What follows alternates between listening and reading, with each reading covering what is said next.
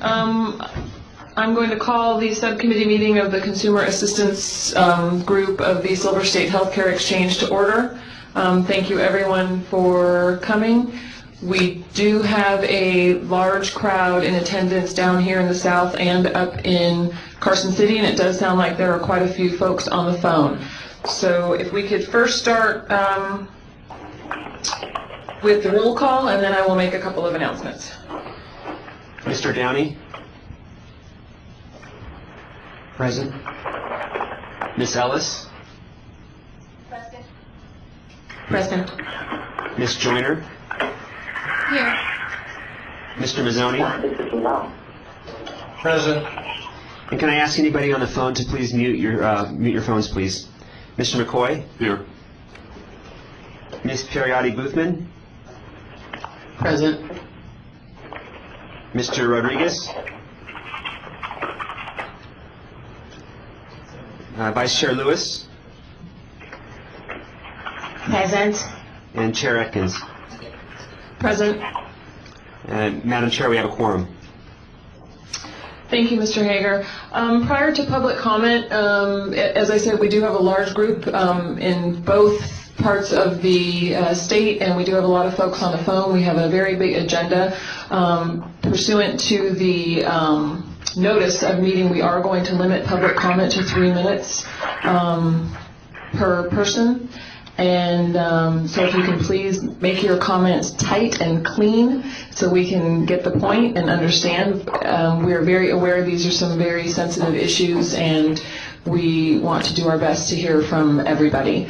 So with that, Mr. Hager, do you have any announcements? I do not. So the second item on the agenda is public comment. Is there any public comment to start the meeting in the South? We have one person coming up to the podium.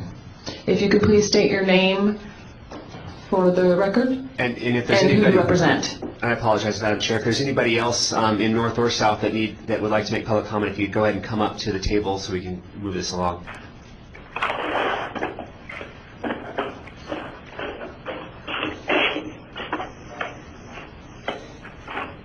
Go ahead. If someone there's someone on the phone, if they could please mute their. Thank you. So we have two people down here in the South. John, is someone going to? We have three people down here who are going to start with public comment. Is someone up north going to keep track of time? Yes, we will keep track of the 3 minutes, and we have one person so far up in the north. I'm sorry, two people up in the north. I'm not sure if we have anybody on the phone for public comment. All right, thank you. If you could please, again, state your name and who you represent for the record. My name is George Ross. I'm with Stella Wilmer Law Firm. I'm representing HCA Sunrise Healthcare. And in going through this plan, there is unfortunately a kind of a hole in the way things have worked in the state for some time that's not represented in this plan. And that is this, that in reality, about 10% of the hospital's patients are uninsured.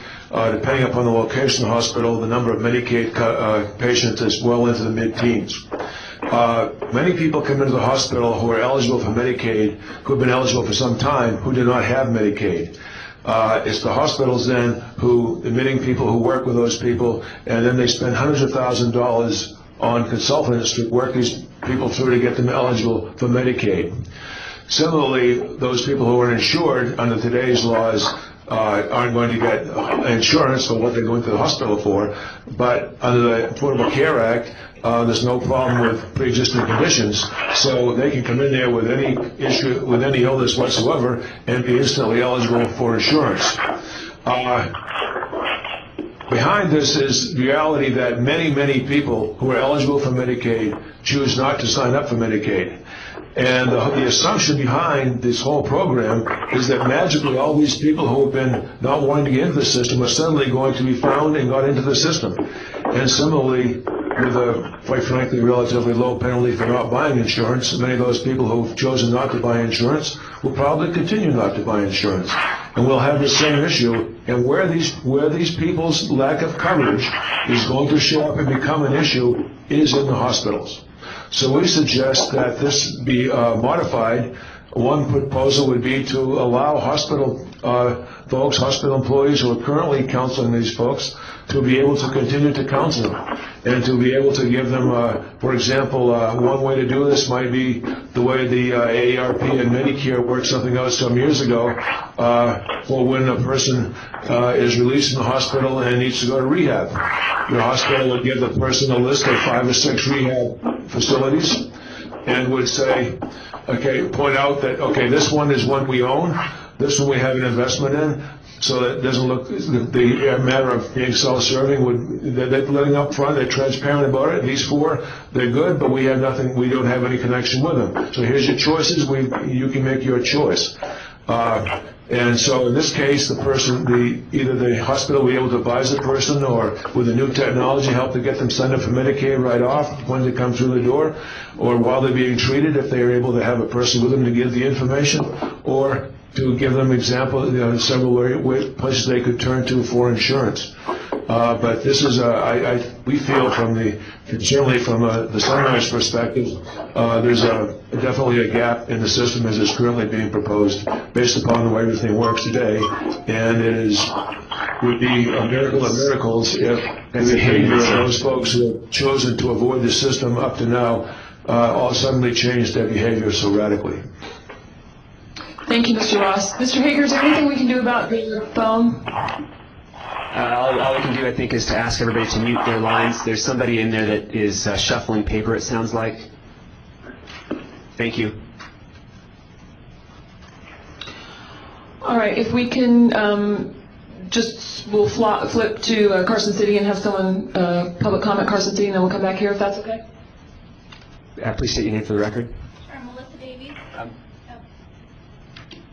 Melissa Davies with Clark and Associates. I'm here actually representing Valerie Clark, who couldn't be here today. She also sits on the committee, but she had a medical examiner's board meeting today as well. Both Valerie and I strongly support the statement that's going to be submitted soon by Dan Heffley down in Vegas.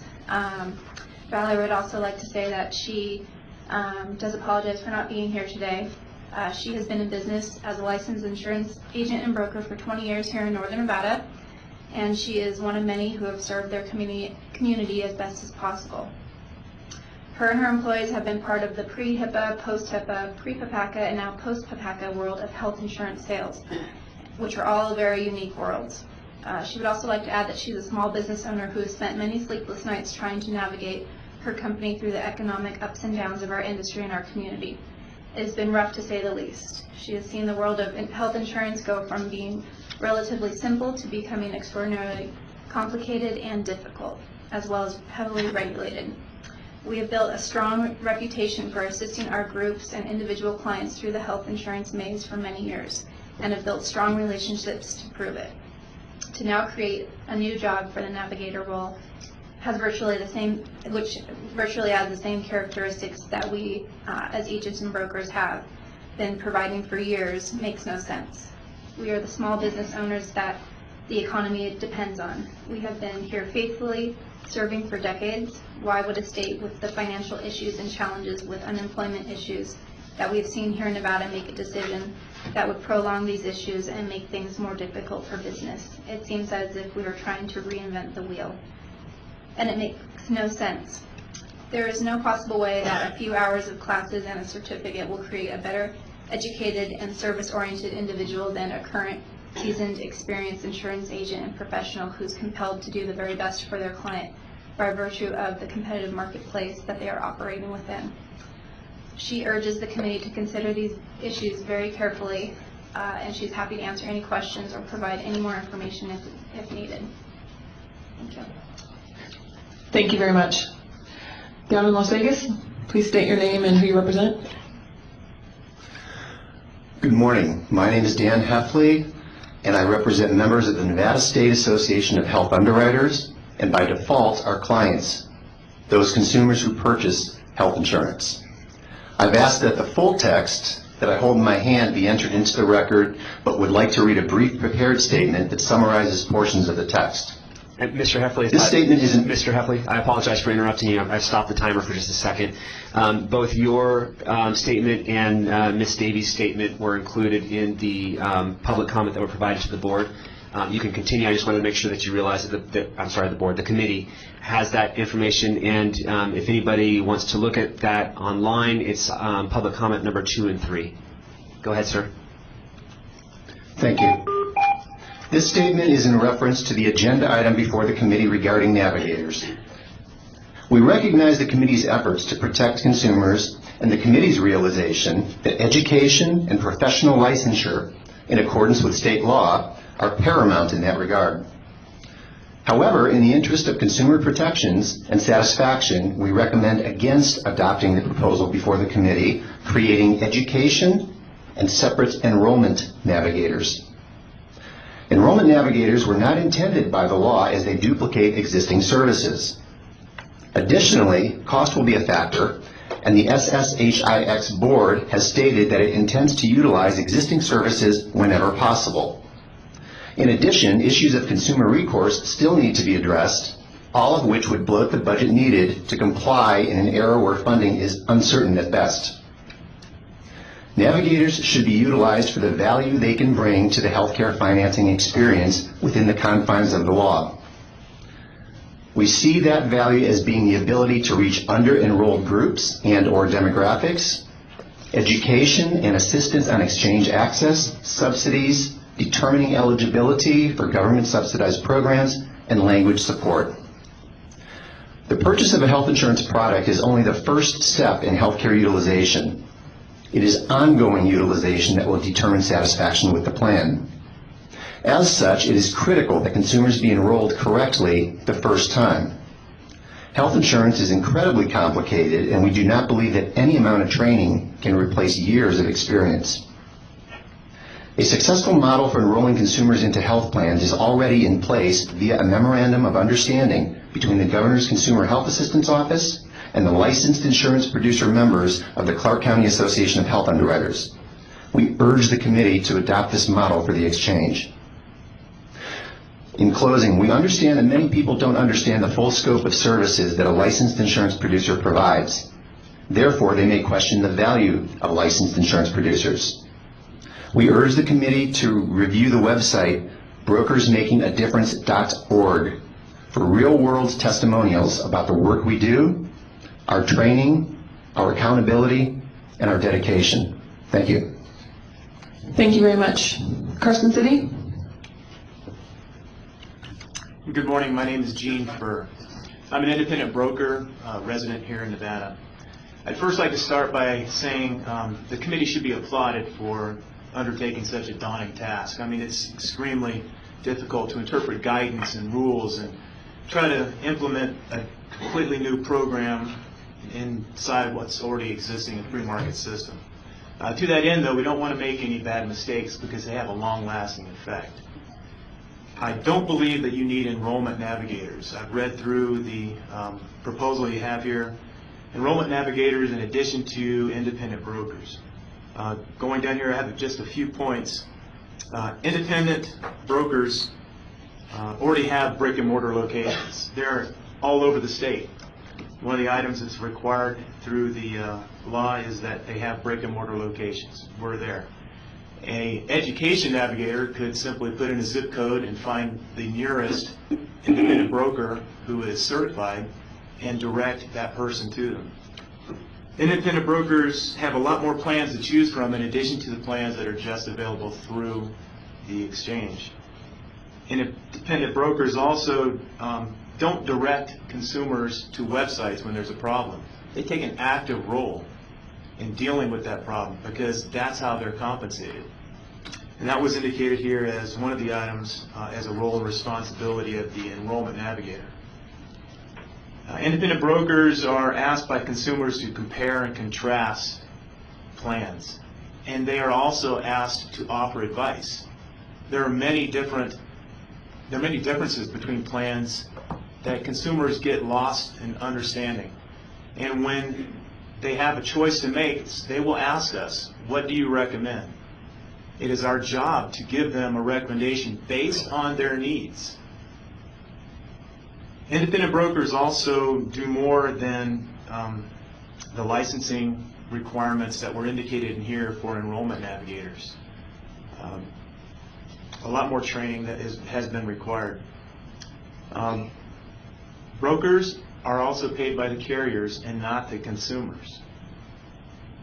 I think that's an important note, and I'm not aware if the committee was aware of that. And it's interesting, they indicated enrollment consultants, by definition, consultants are paid by the consumers. I already mentioned the licensing differences. I'd also like to then talk about the tremendous duplicity that I see here and redundancy looking at the table 1 in this presentation. Education navigators, enrollment navigators, and brokers. If you look down the columns, you'll see that they're serviced by either the education navigators or the brokers. That's all I have to say, since my time is up. Thank you. Thank you very much. Las Vegas, please state your name and who you are representing. Brian McAnallen, MC, capital ANALLEN, and I'm with the Las Vegas Chamber of Commerce. I'm here to talk today about what we see as some concerns in the navigator arena. You're setting the stage for 2 different types of navigators, education navigators and enrollment navigators. Right away, I think we've already confused everyone else out in the world that we are trying to enroll in these programs and provide insurance for. Your best bet might be to eliminate one of these categories, and I would suggest the enrollment navigator is the area in which you need to pull back from. You already have insurance agents and brokers out there that can provide this type of actual enrollment, and you can do whatever additional meetings and requirements and training you want with that group in order to make them a part of the Silver State Exchange. Those agents are already licensed and operate under the guidelines in NRS and are regulated by the state of Nevada. Creating an enrollment navigator would be a new type of individual out there that would only have the requirement educations that you're putting out there of 24 hours of training, which I don't think would be enough to meet that same requirement. And if you look at the chart on, I don't know what page it is, page 8 of your table here, table 1, program requirements for education navigators, enrollment navigators, and brokers, there's only one additional box filled in for an enrollment navigator, and it talks about providing culturally and linguistic appropriate health insurance education to groups in Nevada. But yet that's also a requirement that you have of the education navigators. So why not fold that responsibility into the education navigators, increase the hours of training that they need, because I think that probably 16 hours of training isn't enough to meet the needs for what you're expecting them to do, which is to answer real questions and to provide direction for people coming in through the door. And you might have them then navigate or suggest an insurance broker or agent that would be able to actually enroll the individuals into a plan and be able to provide the needs that they have. Very concerned about additional people and additional training and additional categories that you're creating with these rules that don't have the same kind of legislative oversight that insurance agents have, the same sort of statutory requirements and licensing certifications. So you're about to step into an area that I think is ripe for the trial bar to come and propose challenges for us as we go forward in this arena. And we're very concerned about the direction that you're heading. We know that you've spent a lot of time on this area, but I think that we shouldn't be forcing this down the road without resolving some of these problems. Thank you.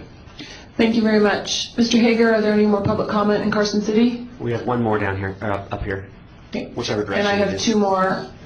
I have 2 more in Las Vegas too. So Carson City, please.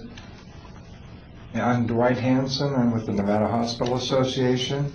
The Hospital Association would just like to assure as much outreach as possible to achieve the highest level of coverage possible for both Medicaid and the exchange plans. To that end, we're hopeful that hospitals can have a role either as a navigator or in concert with navigators, or possibly as an enrollment navigator that people have been talking about this morning. In 2010, Nevada Hospitals spent $11.5 million on eligibility vendors and their own staff to assist patients in becoming eligible for various public programs, so it's a natural transition there.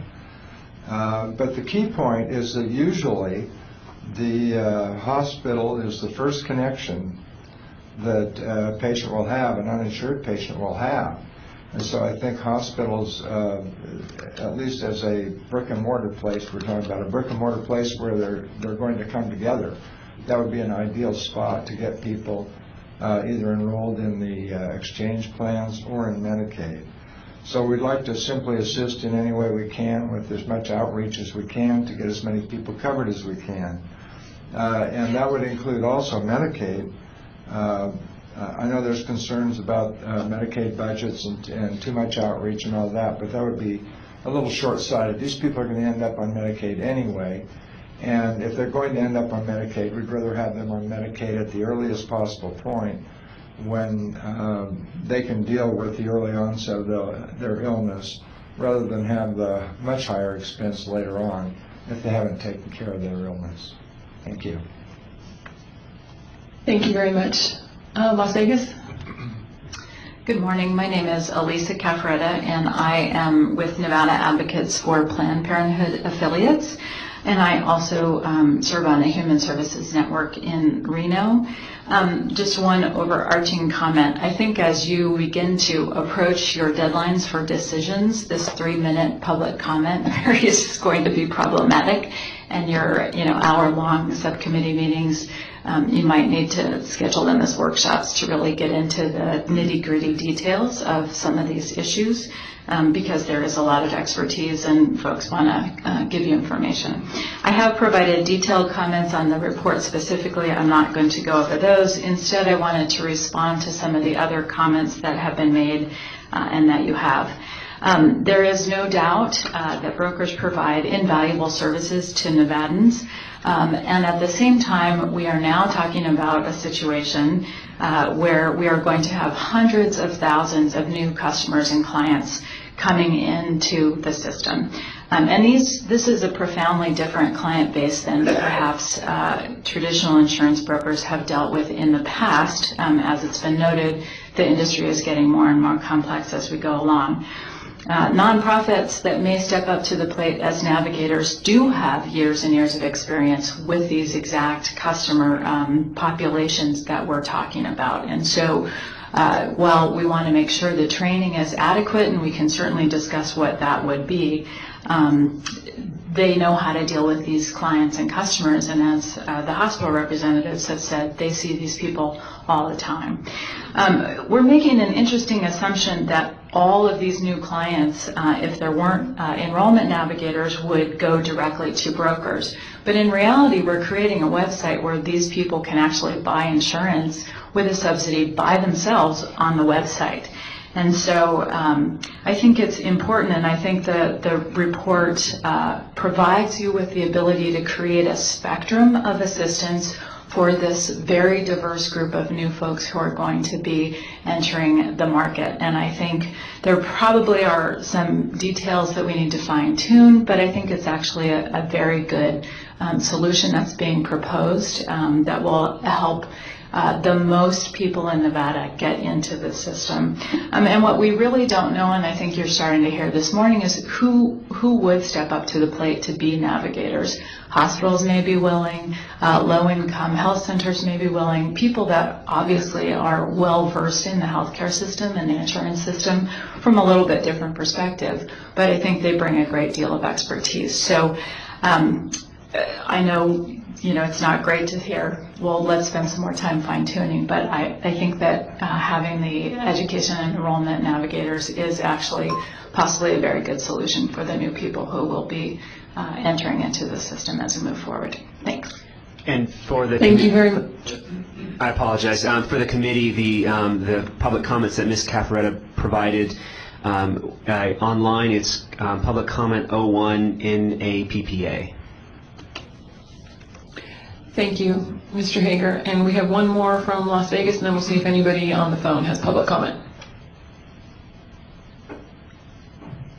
My name is Peggy Mays Johnson. I'm Executive Director of the Consumer Assistance and Resource Enterprise, also CARE. I totally support the recommendation of the staff.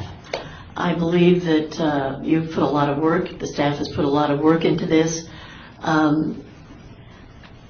I have an expertise which is outreach and education, and I don't have any problems with the job that the brokers do.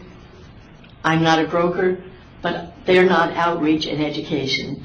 I think that it's really important that those roles be defined. You know, in looking at this, I don't see where a broker could not act as a navigator in the enrollment part of that. And I think that the recommendation of the staff makes that an open option for a broker in actuality to become an enrollment navigator. I feel, Alyssa and I feel that we're a little bit overwhelmed and outstaffed today with our comments, because I know there's a lot of industry people who are here who object to this. I'd like to just make one comment about, you know, outreach and education, people finding what somebody's zip code is, you know, and then they would be able to find brokers in that. Just from my own personal experience, I live in 89169, but if I call Quest to get an appointment for a blood test, they send me all the way to the north end because they don't have 89169. I have to give my old zip code, which is 89109, in order to get a location near me. So I think, you know, that he may think that in his mind that that's going to work, but I'm afraid it doesn't work. And I don't think, having worked in trying to get medical insurance for my employees at different points, I had to go to different independent brokers to get the kind of coverage that I needed. Not one broker would be able to give me that information. I had to shop for a broker like I would almost anything else.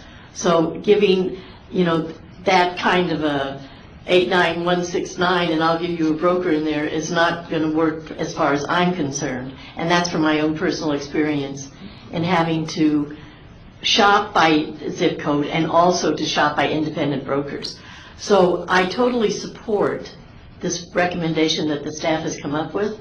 And I think that, as Alyssa said, there's some fine-tuning that needs to be made. But I think that the basis of it is exactly what we need in the state. Thank you very much. Thank you very much. Are there any public comment from anybody on the telephone?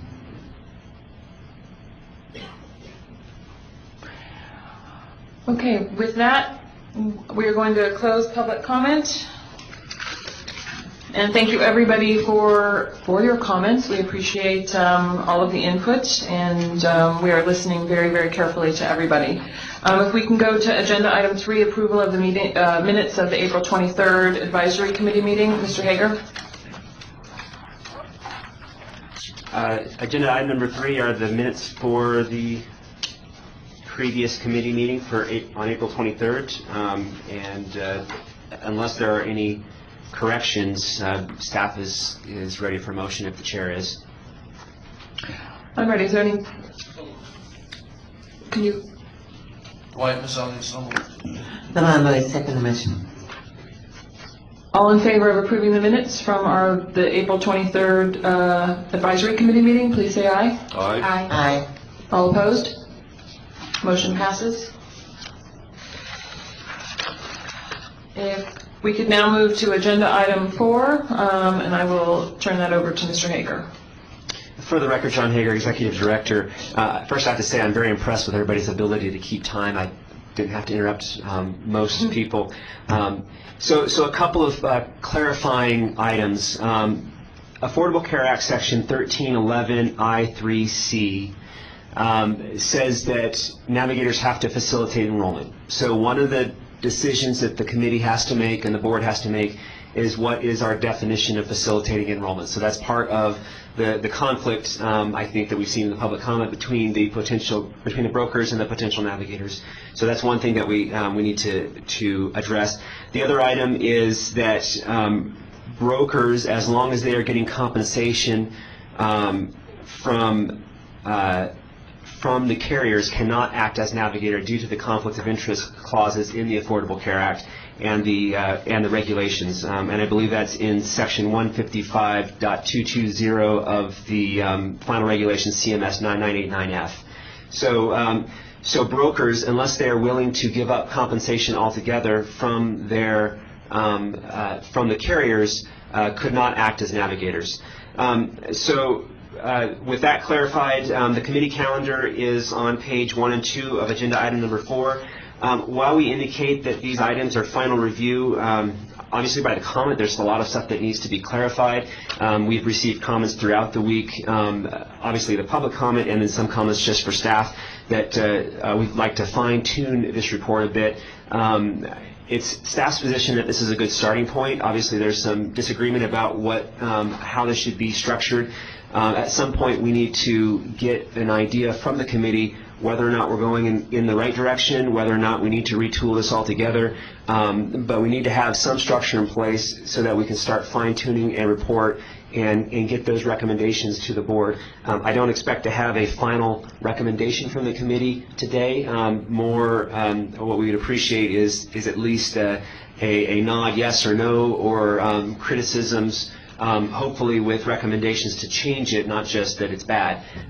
We appreciate the positive criticism. The negative criticism we can use as well, but in any event, so the inventory on top of page 2, we're waiting that report. We should be getting that in the next couple of weeks. The next meeting of this committee is on June 18th in 10 days.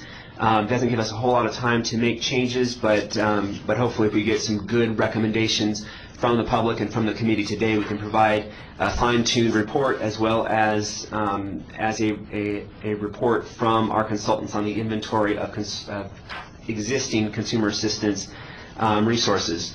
And then a couple of the other items are provided for future meetings. On page 2, we include information that were provided at previous committee meetings. Obviously the regulations, the regulation that I just cited is provided at that link on the middle of page 2. Again, the inventory. And then the recommendations that were approved by the board. And these recommendations were approved at the April 12th meeting. I believe they were approved by the committee sometime in March. And it was dealing around the advertising campaign. We've already completed the hiring of the communications officer, who's to my left, C.J. Bowden, and he will be giving the report for agenda item number 5. We'll tag team that one. So he'll give the report. I'll jump in where I think it's necessary. And we are working on the process to create a request for proposal to hire a marketing and advertising vendor. We expect that RFP to go out sometime maybe in September, perhaps have somebody on board in November or December to start researching the market and figuring out the best way to reach these underserved populations. We talked about conducting market research, partnering with private resources and industry, collaborating with business and industry, and then measuring reporting success. The board also approved the utilization of the various groups provided on the bottom of page 4 and top of page 5.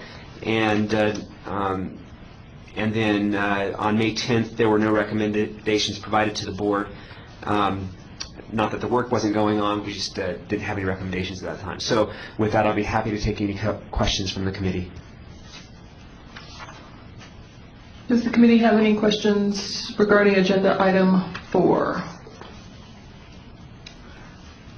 Not down here. Anyone in Carson City? Does not appear so. So we do not need any action on agenda item 4? That's correct. Okay. So with that, we will move to agenda item 5. Mr. Hager? So agenda item number 5 is the plan that the staff is submitting for navigators and brokers to provide outreach assistance and enrollment in the exchange, and I'm going to ask our communications officer, C.J. Bowden, to provide that report. For the record, C.J. Bowden. Being tasked with providing the role of navigators and brokers, we've come up with the following report. This report provides recommendations regarding the following items as they pertain to navigators and brokers: a definition, roles and responsibilities, licensing, certification and training, compensation structure, conflicts of interest in relationship with insurers, and performance matrix. The Silver State Health Insurance Exchange, as a navigator definition, navigators will consist of public and private entities that will communicate with, educate, and enroll consumers in qualified health plans through multiple enrollment methods provided by the exchange. Navigators and brokers will work in concert to ensure all individuals have access to health insurance coverage provided as a result of the Affordable Care Act.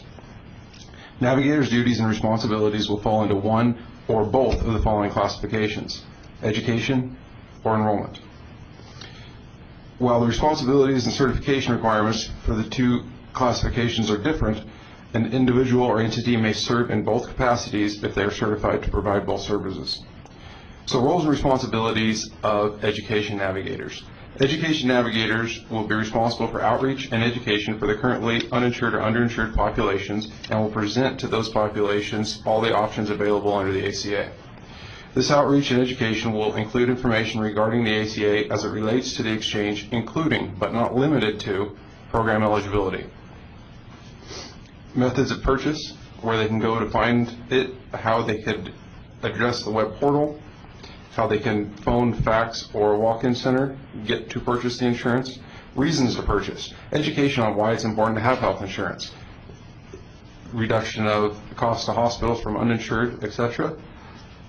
Definitions of health insurance terms, for example, aiding the consumer to understand the difference between a premium, deductible, and coinsurance. Dispute resolution, aiding the consumer to find avenues to resolve the disputes with carriers or enrollment issues. Cultural diversity, providing the information in a manner that is relevant to the person and the person can understand, the consumer. Group outreach opportunities, outreach to consumers typically in group settings, focusing on broad topics related to health insurance coverage options. Moving on to the roles and responsibilities of enrollment navigators. Enrollment navigators will provide consumers with a physical walk-in location and the tools necessary to assist the individual learn about and enroll in qualified health plans. If the enrollment navigator does not have a physical walk-in location, the navigator must be able to go to the enrollee. This would be especially important with the Native American tribes that we have. We have 19 in the state, and they are very dispersed. So we're looking at navigator options for mobile computing centers to go there and sign up those locations. Answer enrollment questions. They can address questions regarding access to any of the enrollment methods and the submission of enrollment documentation to the exchange. Explain eligibility criteria. They can explain what the person is eligible for, but these explanations can only come from the result of the web portal and usage of the web portal. The eligibility engine will put back if the person is eligible for Medicaid, public assistance, subsidized health insurance through the exchange, or no subsidy. Provide definitions on the health insurance terms for consumers engaged in the enrollment process. These definitions will come straight off the web portal. And again, no opinion can be expressed in these. Provide documentation. Provide the consumer with documentation regarding the available plans, enrollment letters stating the date coverage will start. Dispute resolution. And furnishing unbiased explanations of coverage provided on the web portal. The enrollment navigators must not offer any opinion or editorial on qualified health plans in the exchange. Information provided by navigators must be limited to that information available on the web portal. License, certification, and training of navigators. Through public opinion, we've got a couple of changes in this, and looking at the laws in Nevada, we have a little change to add in here. Each of the two classifications of navigators will require certification by the exchange. After discussions with committee members and public input, navigators will be certified solely by the exchange. The Department of Insurance certification would put a person as a producer and not as a navigator. So we'd like to drop the DOI certification. Education navigators will be certified through training provided by the exchange and consists of a 2-day, 16-hour initial training course about the exchange and healthcare coverage provided by the result of the ACA.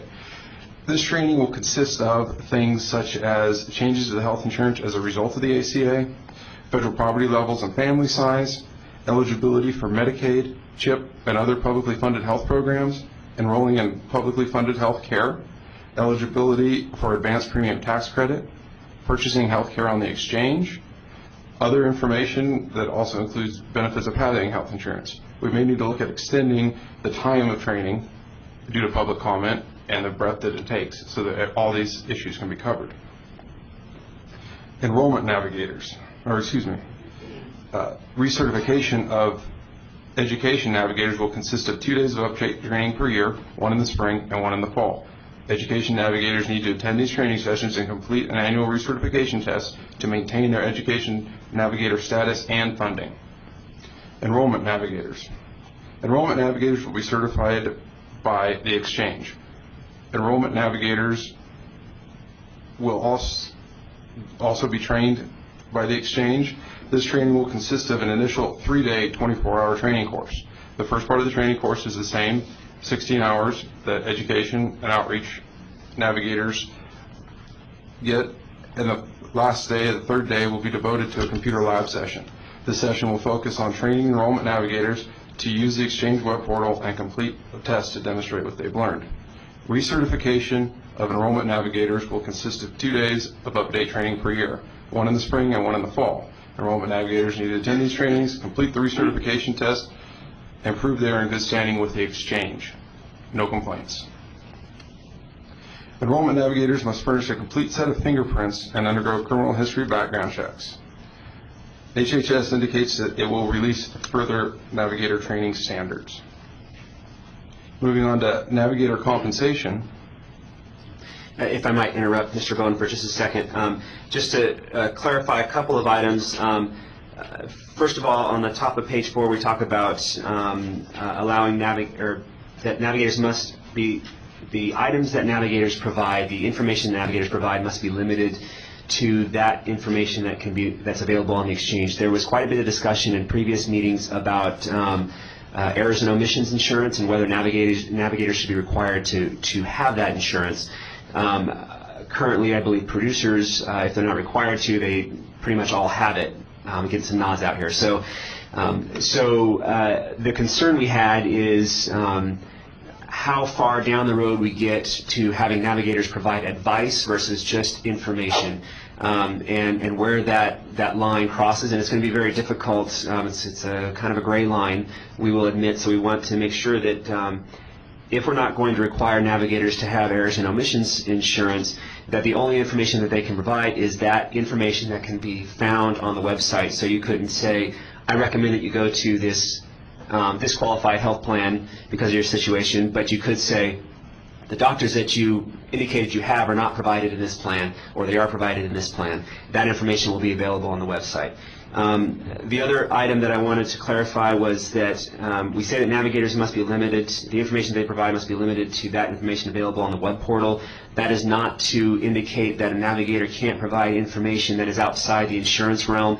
If they have a function that they do currently, that they, obviously navigators are supposed to have current relationships, and they have a current relationship with the community for a specific reason, probably not due to insurance, and so we're not trying to limit their interaction with their constituency in that capacity, but specifically if it deals with the enrollment of insurance and qualified health plans in the exchange, they can't go off more broad than what is provided on the website. So we're trying to kind of focus what the navigators can say about enrollment, but not limit what they do in their outside jobs.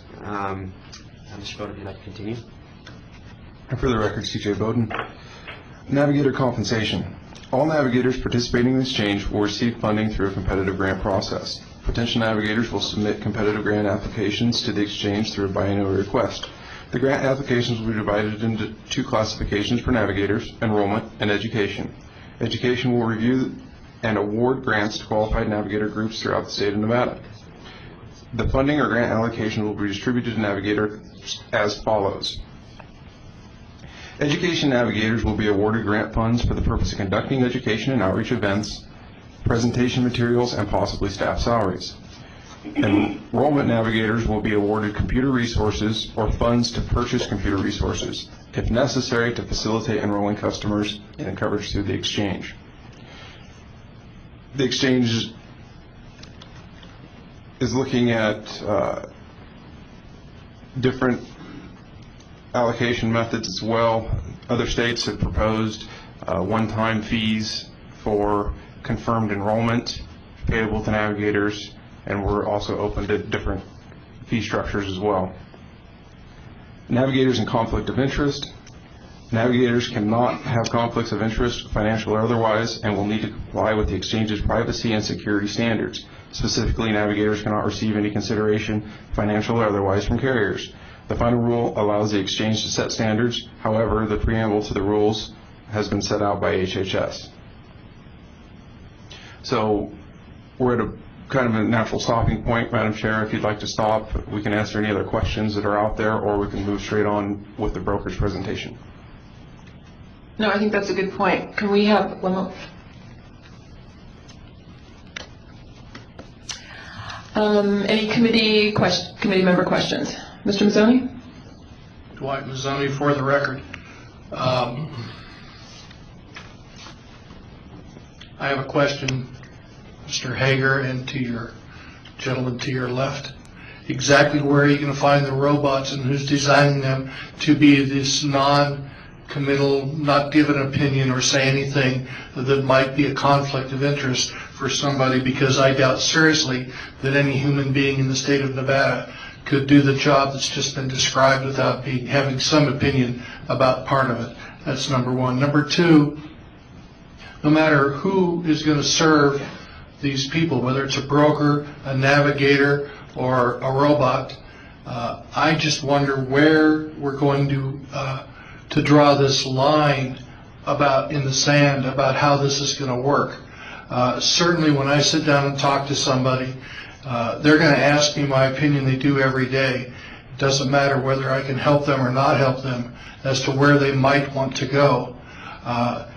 What would serve their needs best? And I think you addressed it slightly in saying I can direct, as a navigator, I can direct somebody based upon what doctors they want, what hospital they want, or what type of coverage they might want.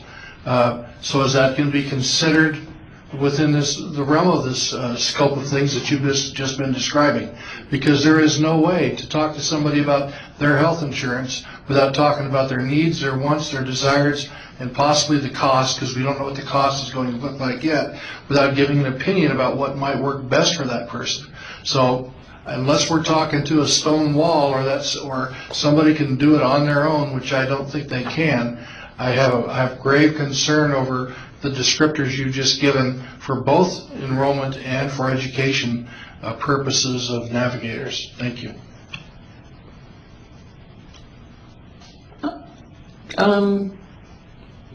Should we just take all comment, and then if staff wants to, Mr. Hager, if you want to address, or do you want to address each comment? I'd be happy to address each comment. I'm not sure how to address those comments.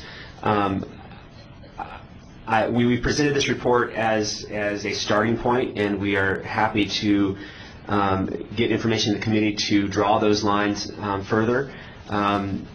Again, one of the jobs of the committee will be to determine what it means in the Affordable Care Act, Section 1311I3C, I think, that says that the navigator shall facilitate enrollment. And so what that means exactly, we'd be happy to get a more specific definition as a recommendation from the committee. And if it is to allow the navigator to assist individuals in purchasing insurance, then there needs to be some kind of line, or we need to require navigators to get errors and omissions. And so at some point we need to figure out how far along the line where we should put these different items. My understanding is that producers receive a commission from the carrier generally in amount of a certain amount per month for a given period of time. I don't think that the exchange, as we've currently structured it, could afford to give a per member per month fee ongoing. Now, I do realize that there are some states that have set up the broker fee through the exchange, and so it's a exchange-wide. Everybody who provides insurance, everybody who sells insurance on the exchange, brokers, navigators, they get a per member per month fee. That, I believe, average is typically somewhere in the $30 per member per month. I could be wrong about that, but the proposals that we've seen from other states on the one-time fee to navigators have been in the $25 to $89 per enrollment, not per month. So significantly less, I believe, than what brokers receive. So we need to be aware of what level of service we are requiring for the cost. So just a couple of other factors to keep in mind. Again, this report is a starting point. Please feel free to define things better or to tell us that our direction should be moved in a different way.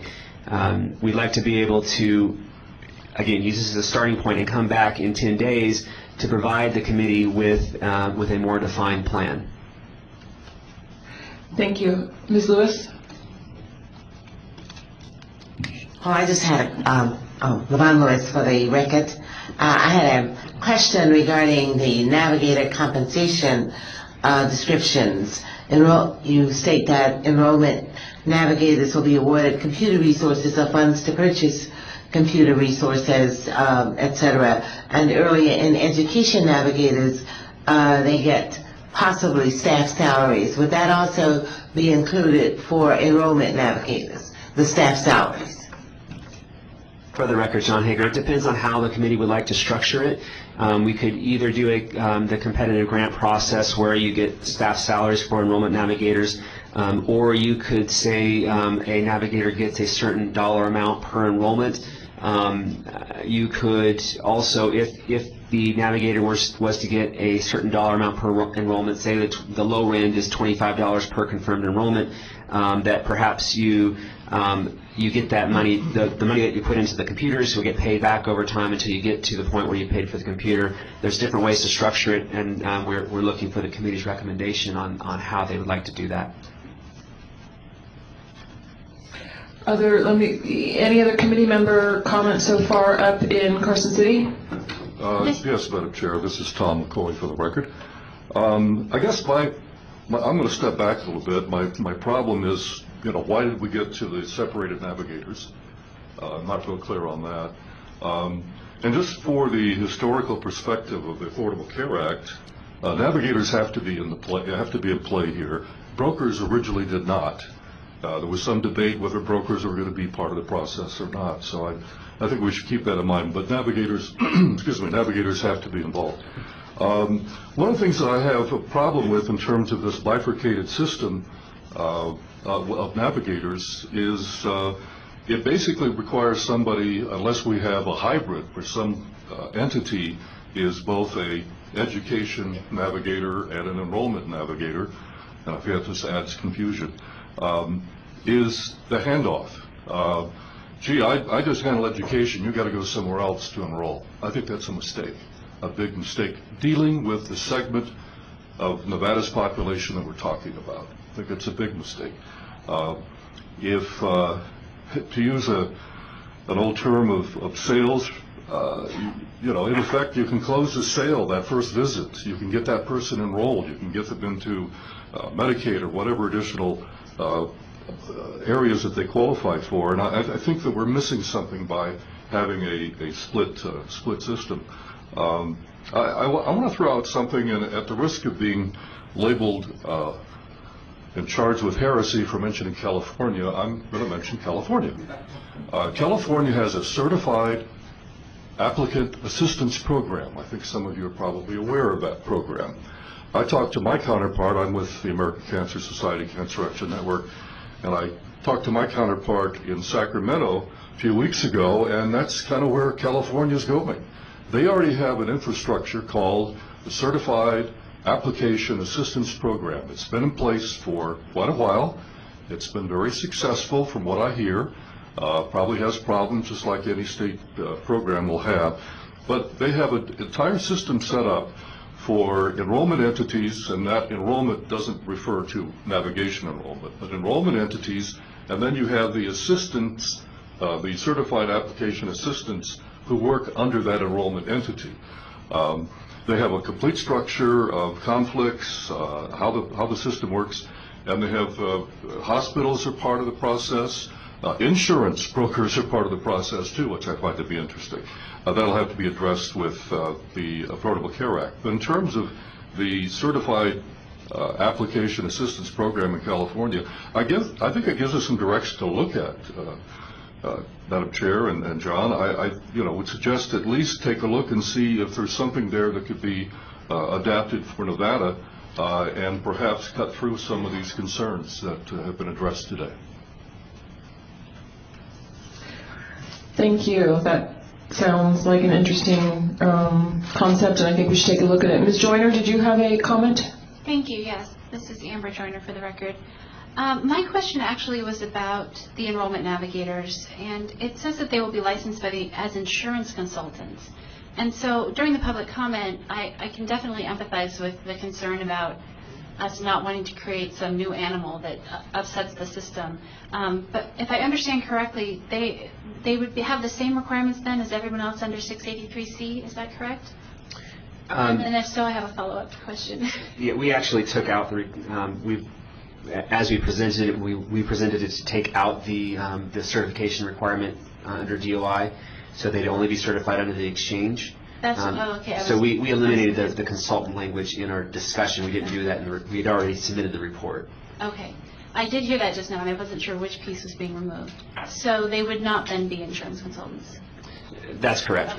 We had a misunderstanding. People can give advice, so I was concerned about the confusion there. We had a misunderstanding of what consultants did. We've taken that language out. Then I'm thoroughly confused now, but maybe that could be clarified then. I guess my other comment would just be that I definitely see the need for some sort of continuum of services, and but I would like to hear, and I'm with Tom, I would like to hear why it was decided that they be broken out.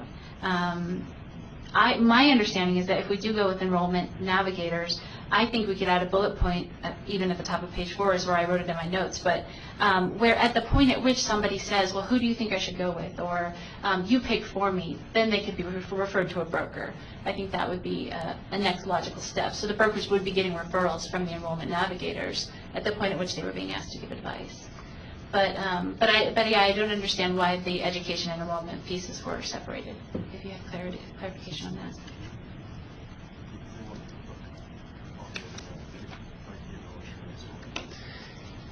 For the record, John Hager, I think staff brought this back as 2 separate items for a couple of reasons. First of all, I believe at the last committee meeting, the committee expressed interest in having a hook if a navigator did something incorrectly, that we could revoke a certification or license. That was the original reason that we had that consultant licensing requirement in there. We took that out, but they would still have to be certified under the exchange to get funds from the exchange. So if they did something improper, we could revoke their certification as a navigator. So that was part of it. The other part of it is that we thought that it might be useful to have individuals serve as in educational aspects or in the outreach aspects. They're on the road giving presentations, or they're giving presentations to a group. It may not make sense for them to immediately turn around and enroll somebody from that group setting. On the other hand, certain groups might be able to do that. To be an enrollment or to be an education navigator, you didn't necessarily have to have the resources such as computers and things to sign up somebody right away, but you can give presentations and sort of the marketing side of it. We also I want to point out that we did indicate that they could be both. I think the paragraph on page 2 toward the bottom says that you could have a group be certified to be both, so they would the requirements for the first 16 hours were the same, and then the enrollment navigator would have additional training as far as signing up on the web. We recognize that the 16 hours and the additional 8 hours may not be enough. We took that from a survey of the various SHIP programs throughout the country and kind of got an average. We also received comment from, I believe it was one of our committee members here that said that we should make it 48 hours. I'm not familiar with what the training is for brokers, so the training might need to be more expansive than 48 hours. At some point, we'll need to decide that. Our intent was not to set a specific number of hours. I mean, I realize that we did. We can adjust that number. But that was basically our reasoning for splitting out education and enrollment navigators. Again, they can be combined, or we can have different navigators focus on different functions of the outreach and enrollment. Lynn Atkins for the record. I agree with Ms. Joyner and Mr. McCoy, at least their question about why are they split up. It seems to me, especially as you were describing, that when we go do outreach, we would want to try and capture as many people as we could and enroll them. It just, having too many steps, I think, becomes overly bureaucratic. I mean, obviously, this is going to be a government-run or quasi-government-run program, and I think there's going to be a lot of people who are saying it's overly bureaucratic anyway. But I think creating these multiple levels is going to start getting confusing, and I think we should look at this person-to-person outreach similar to the website, where it's kind of a one-stop shop if you can, and then figure out the specifics of when the brokers would kind of fall into place. And as Ms. Joyner said, it might be at the point where it's I need advice on this. I don't understand, or I need some further deeper level of information. So Ms. Ellis? TV Ellis for the record. I just have a question on their training and certification for the brokers, especially since they're going to also be allowed to enroll into the insurance exchange. And I understand that the training and licensing comes from DOI. However, the process of enrollment using the exchange systems will be quite different of what they're accustomed to do. So is there any provisions that have been considered for additional training provided by the health insurance exchange to brokers so that they know how to navigate those systems once they start providing those services? Thank you. If you wouldn't mind, Ms. Ellis, we could answer that question now, or we can wait till we discuss the broker section, or this might be a good opportunity to start on page number 5. Thank you. Madam Chair? That sounds good. I think that sounds good. I think we have one more comment. Anyone besides Mr. Mazzoni, just because you spoke, the other? Mr. Downey, and then we'll get to you, Mr. Mazzoni. Randall Downey for the record. I'd like to offer my critical support of this portion of the presentation of the plan as presented to us this morning. I do have some questions. The term fine-tuning was used earlier. Maybe amplification, redefinition might be better terms. I did have some questions on page 3 under roles and responsibilities. It was indicated here that if a brick and mortar location was not available, the navigator must be able to go to the enrollee. I think that presents some real liability problems if you're talking about navigators entering persons' residences, their homes, and it's been avoided by other social service programs here in the state. We may want to visit that, and possibly it's been answered by the use of mobile enrollment centers. Further on that page under dispute resolution, I think we might want to consider, I don't want to overburden the Consumer Health Assistance Program, GovCha, which currently operates here. They handle a number of complaints and handle excellently, in my opinion, conflict resolution between plans and enrollees. I'm worried that they might be overburdened. There should be some role, some designated agency, possibly through the call center, to help also assist with conflict resolution, grievances, and appeals for denials. There was no mention of navigators assisting with the applications for premium tax assistance. and I was curious as to why that was omitted.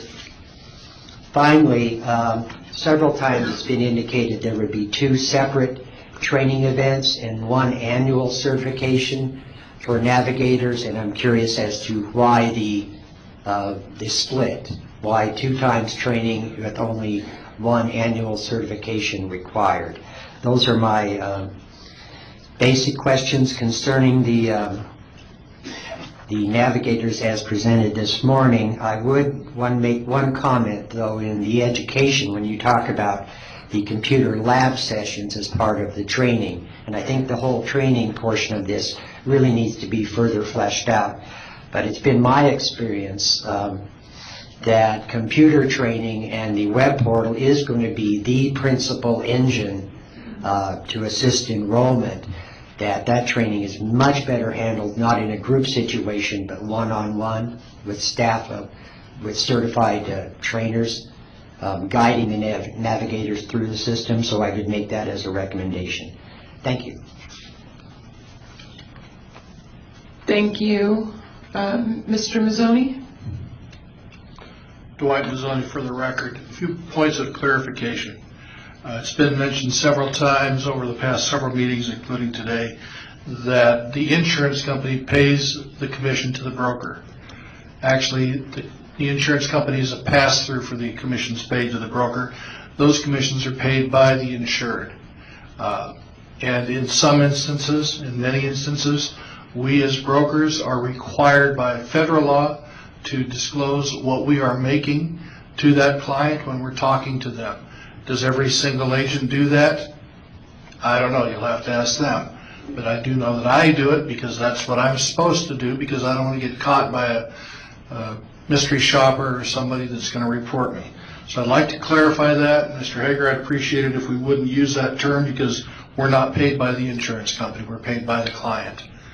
Number 2, my concern with the enrollment navigators is any violation of 683 or the insurance laws. I think we need to really review that and make sure that if you're going to have an enrollment navigator, exactly where those lines are as to exactly what they can say. I understand that Mr. Kipper does not have a police force out here that can run around and be checking on either insurance agents or on navigators. The only time they really get involved is when somebody files a complaint. I would hate to see someone file a complaint about an enrollment person within the exchange that's in violation with state law, particularly 683 and the other portions of NRS that talk about what a person can or can't do vis-a-vis their license, what they're licensed for, and how they're educated and trained. There's also been many suggestions in talking and in some of the documentation that I've been receiving lately about this issue called steering. I don't think that steering is as big an issue as people are trying to make it. The reason I don't think it is because our job, when we're talking to a consumer, whether I'm selling you a car, a health insurance policy, or a dishwasher, is to steer you to the product that is best suited for you. Now, I would agree that there may be some people out there that will only steer someone to the highest priced product.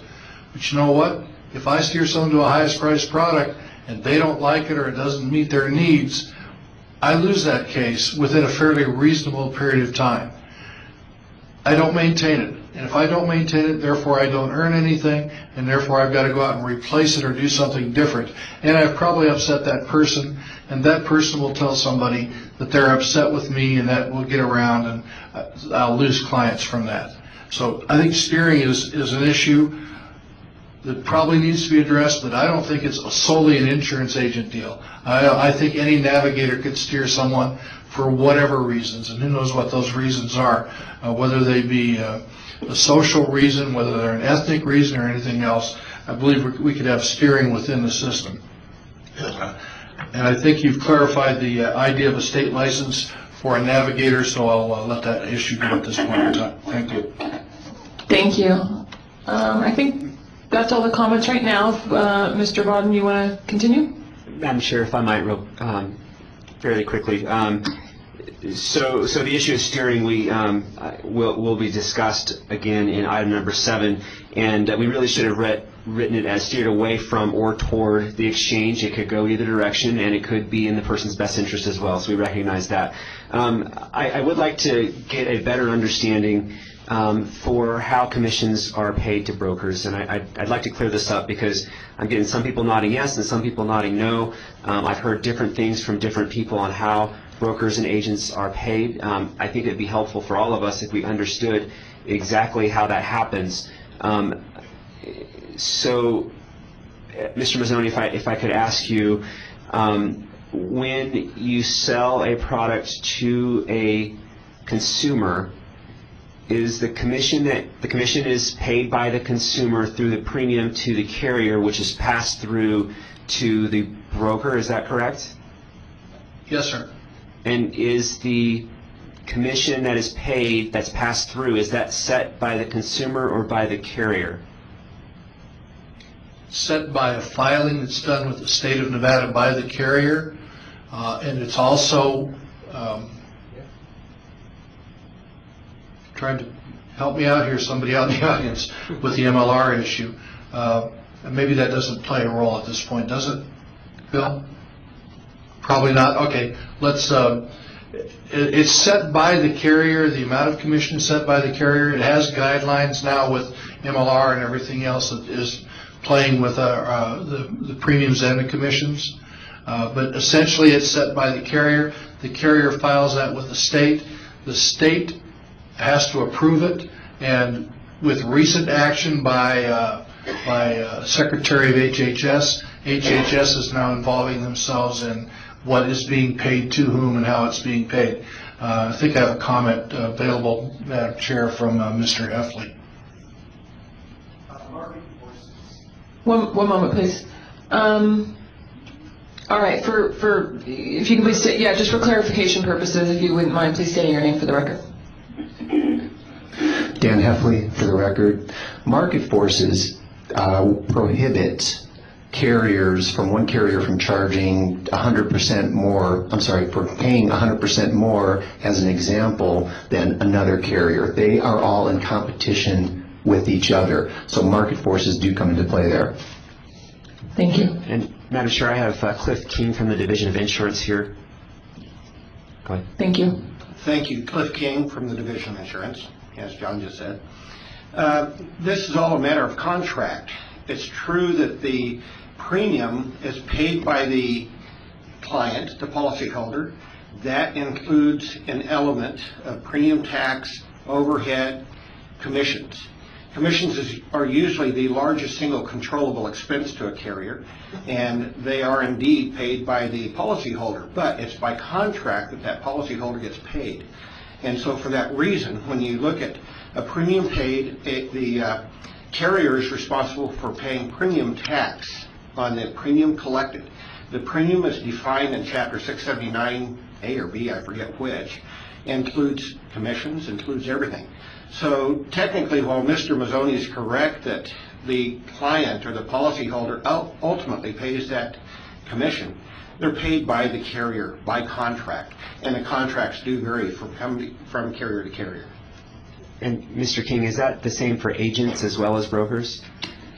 Absolutely. It's all by contract. The difference between an agent and a broker, an agent actually has a contract with the carrier to represent the company, can bind the company, and has additional authorities that a broker does not have. A broker technically is representing the client because he does not have a contract to represent that carrier other than for the particular policy being issued. And so it's kind of a one-off thing when a broker deals with a policyholder as opposed to an agent who has an ongoing contract to represent that carrier. And then one final question, if I might, Madam Chair. So the commissions that are paid by the consumer through the insurer, are those the same for every broker with that operates that sells a product for a specific carrier, or do they vary? Do different brokers have different commission rates for the same carrier? It varies from contract to contract, and having been on the company side for 25 years, our commissions vary depending upon the product being sold, the line of business, the amount of premium. So they do vary by contract. Is it if two different brokers sell the same plan, will they get different commissions, or could they get different commissions, or would they get the same commission? They could. They're on a separate contract. Okay, thank you.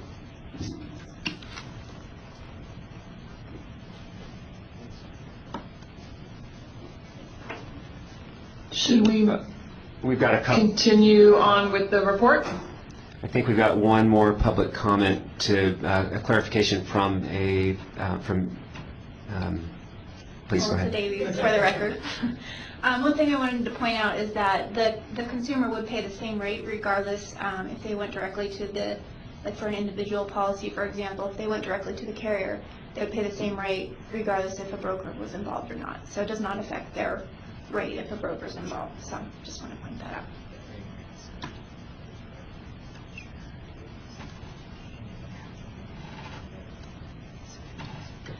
All right, let's continue on with the report. For the Mr. record, Hager, Mr. Vaughn. For the record, CJ Bowden. And just a comment before we move on to brokers. Staff has used the words brokers and agents interchangeably. We understand that's not correct. We understand it would be under producers. So just to let everybody know before we start, we use those words interchangeably. Brokers will assist qualified individuals, qualified employers, and qualified employees with enrollment in qualified health plans in much the same manner as enrollment navigators. Brokers currently provide individuals and employers with information regarding health insurance and assistance in enrollment in health plans. While brokers will be urged to provide only the information that can be found on the web portal, brokers are permitted to provide information based on their expertise with a qualified health plan in much the same manner as is done today. Brokers that enroll individuals in the exchange should also understand the basic requirements of premium tax credits, the qualified health plans, where to send individuals who require social services such as Medicaid, SNAP, and TANF. The final rules allows the exchange to determine the role brokers will play within the exchange. The rule allows brokers to help individuals apply for premium tax credits through the exchange and enroll in coverage. The exchange will need to determine how best to use brokers to help consumers, including both individuals and small employers, access coverage through the exchange. Brokers in Nevada play an important and influential role in the distribution of health insurance. Both individual consumers and businesses rely on brokers to sort through their health insurance options, provide health plan recommendations, and serve their agents throughout the year dealing with insurance companies. This value provided by a broker is measured by the commissions paid to the brokers by insurance carriers. If the services provided by the broker were not valuable, brokers would not receive commissions from the carriers. Furthermore, if brokers are not allowed to service the exchange market, it will be likely they would drive business away from the exchange and towards plans offered by carriers for which they receive compensation. This would decrease enrollment, making sustainability of the exchange more difficult. Finally, it should be noted that a large portion of uninsured Nevadans do not have insurance because of affordability issues. The premium tax credit will make health insurance more affordable. Brokers are currently positioned to assist these new entrants into the health insurance market. Licensing, certification, and training of brokers. We've seen that the Division of Insurance has statutory responsibility for licensing and overseeing brokers. The division requires applicants to take and successfully pass the state insurance exam in the line that they practice, as well as individuals applying for the resident license with the Department of Insurance must furnish a complete set of fingerprints and undergo a criminal background history check. Staff note in this section, we need to coordinate training with compliance with the ACA.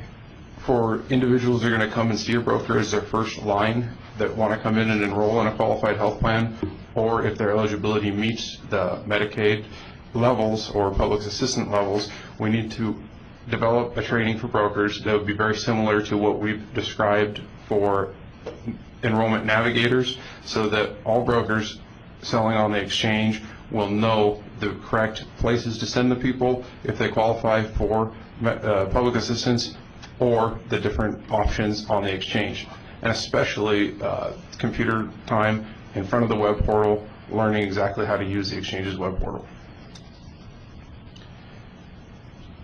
Broker compensation. I think we've gone over broker compensation completely with Mr. King and the Division of Insurance.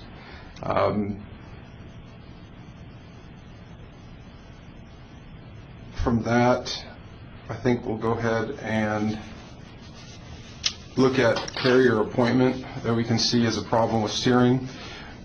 All brokers are not appointed by all carriers, so we need to look at different measures on the exchange to make sure that any plans, qualified health plans that are being sold on the exchange, either have an out-of-network rate so that brokers can be compensated for every plan that is on the exchange, so there's no steering from one plan to another.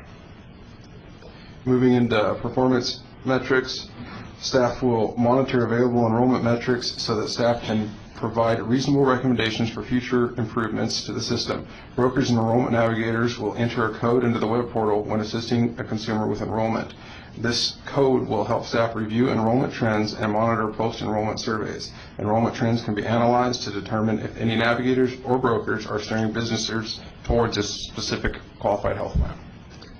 And if I might make a few comments. So we are not trying to paint brokers as villains and only serving their best interest. We realize that some of this language may connotate that.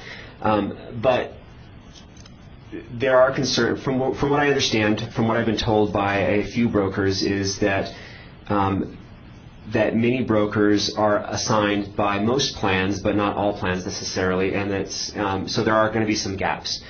And so there is concern that if there is a set of qualified health plans out there to purchase coverage, and one of those carriers does not has not assigned a particular broker to sell that product, then there could be issues where that broker does not want to put them in that plan because they don't get compensation for it, and that's understandable. It's your livelihood. So we're working with the Division of Insurance to determine if there is a way to be assigned by default, or you know, how that might happen, and that way you could receive compensation from those plans to which you are not assigned. So we're working on that aspect of it. The training aspects for the brokers, we would not expect a broker to have to go through all of the training of the navigators, because a big chunk of the training for the navigators is what is a qualified health plan and you know, what is insurance, basically, right? You already know as brokers what a qualified health plan is, what insurance is. So while we provide a summary of these are the plans on the exchange, it would not need to be as in-depth for that section of, you know, what is insurance, whereas we would need to train the navigators a little bit more on what are the options under the exchange. On the other side of that, though, is we would want to make sure that brokers can refer people to Medicaid, SNAP, TANF, whatever publicly subsidized programs are out there. We're not expecting you to know everything about the programs, but to have a basic understanding of those programs and to be able to know how to enroll or how to refer to the appropriate person that could give that information to you. Another thing to understand is the way that we're designing the web portal. We're working on a contract right now, but the way we intend the web portal to work is that if an individual is eligible for publicly subsidized programs, as a person is assisting that individual put that information in the web portal will tell you, hey, you know what, you're eligible for Medicaid, or you might be eligible for SNAP and TANF, and provides phone numbers, links to websites to Access Nevada, so that that person can automatically be referred to the place that's best for them. And we're doing the same thing on the other side, where Access Nevada refers to the web portal. So we're trying to make sure that it's no wrong door. We're trying to make it as easy as possible, but as a person on the front line, both brokers and navigators have to have a basic understanding of the programs to be able to answer some of those basic questions. Lynn Atkins, for the record, I'm going to ask a question first. And John or CJ, I'm not sure which one of you can answer, but just practically, if I'm at my home and I go to the website and I punch in my information and 3 different plans come up as options for me and I do qualify for a federal subsidy, if I have questions, what is the thought process mechanically Is there a link that would say if you have further questions, click here? And where would that take you? Who would that take you to? Would it take you to a navigator? Would it take you to a broker? Would it take you to... How? I kind of want to hear how this will really work in the real world. What's the thought? For the record, John Hager. So if you're at your home on the website, there will be a couple of things that you can do. First of all, there will be a toll-free number that you can contact our call center that will be operated through the Business Operations Solution vendor. There will, I believe, there will be a web chat availability. But again, you can do web chat, or you can call the individual. I think we'll have a list of navigators and brokers that a person can contact. I don't know how well we'll be able to sort that list, by current location. But at the very minimum, there will be a list of navigators and brokers that are available for assistance. So then, if you're going through the web portal, thinking that you're going to buy insurance in the exchange and suddenly become Medicaid eligible, it will step you through some of the processes. We cannot determine final Medicare eligibility. That actually has to be done by a state employee, so that once they determine that you're Medicaid eligible, then that information will be sent to the appropriate welfare office, and they'll be able to assist you at that point too. So there'll be multiple ways to contact via phone, web chat. There'll be automatic web referrals. And if you call the wrong place, they'll do a warm transfer to get you to the right place as well. And I guess I keep having the same question over the last few months, and I think that's part of what we're trying to do here is get the definitions. And so I understand that my question might be, too far ahead at the moment, but I guess the part where I'm confused still is if there's going to be a list of navigators and brokers, how would someone know who they're supposed to go to? Are they supposed to go to a navigator? Are they supposed to go to a broker? How do they know how much level of question they have? And maybe getting back to Ms. Joyner's comments that, maybe the first line is everyone gets referred to a navigator, and if it then goes to a different level of needing advice on which plan, then it goes to a broker. I don't know, and I don't know if we can have such clearly defined lines and if there's going to be some overlap. But I assume there's going to be plenty of work for everybody. I think that's the other point to remember. We're talking potentially of hundreds of thousands of people joining the healthcare, having health insurance. So I think there'll be plenty. But again, maybe I want too much clarity. I don't know, but I'm still struggling with even using the definitions we have here, which I like, and I do like the idea. I kind of like the idea of merging back the navigator portion, but I'm just still struggling with how people access help. Ms. Parati-Boothman? Gina Parati-Boothman for the record. Mr. Hager and Madam Chair, following the presentation of this information, listening to the public comment, I find it actually refreshing that at least we can all agree it's a very convoluted maze we're working through.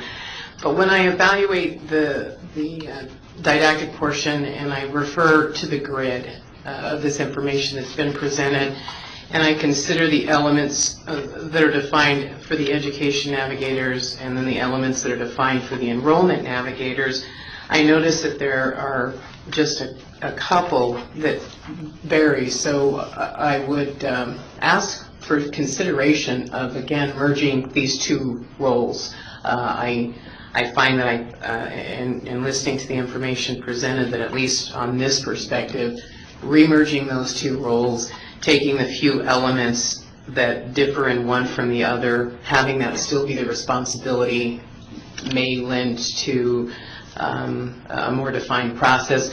And Mr. Hager, I think earlier to me you made a comment that rather hit in my mind in looking at the definitions and the roles and scopes and expectations and the regulations with regards to navigators facilitating enrollment. And maybe it would be beneficial to explore what facilitate really would mean for this committee and this program. Thank you. Any other committee comments up in Carson City? None here? Mr. Mazzoni?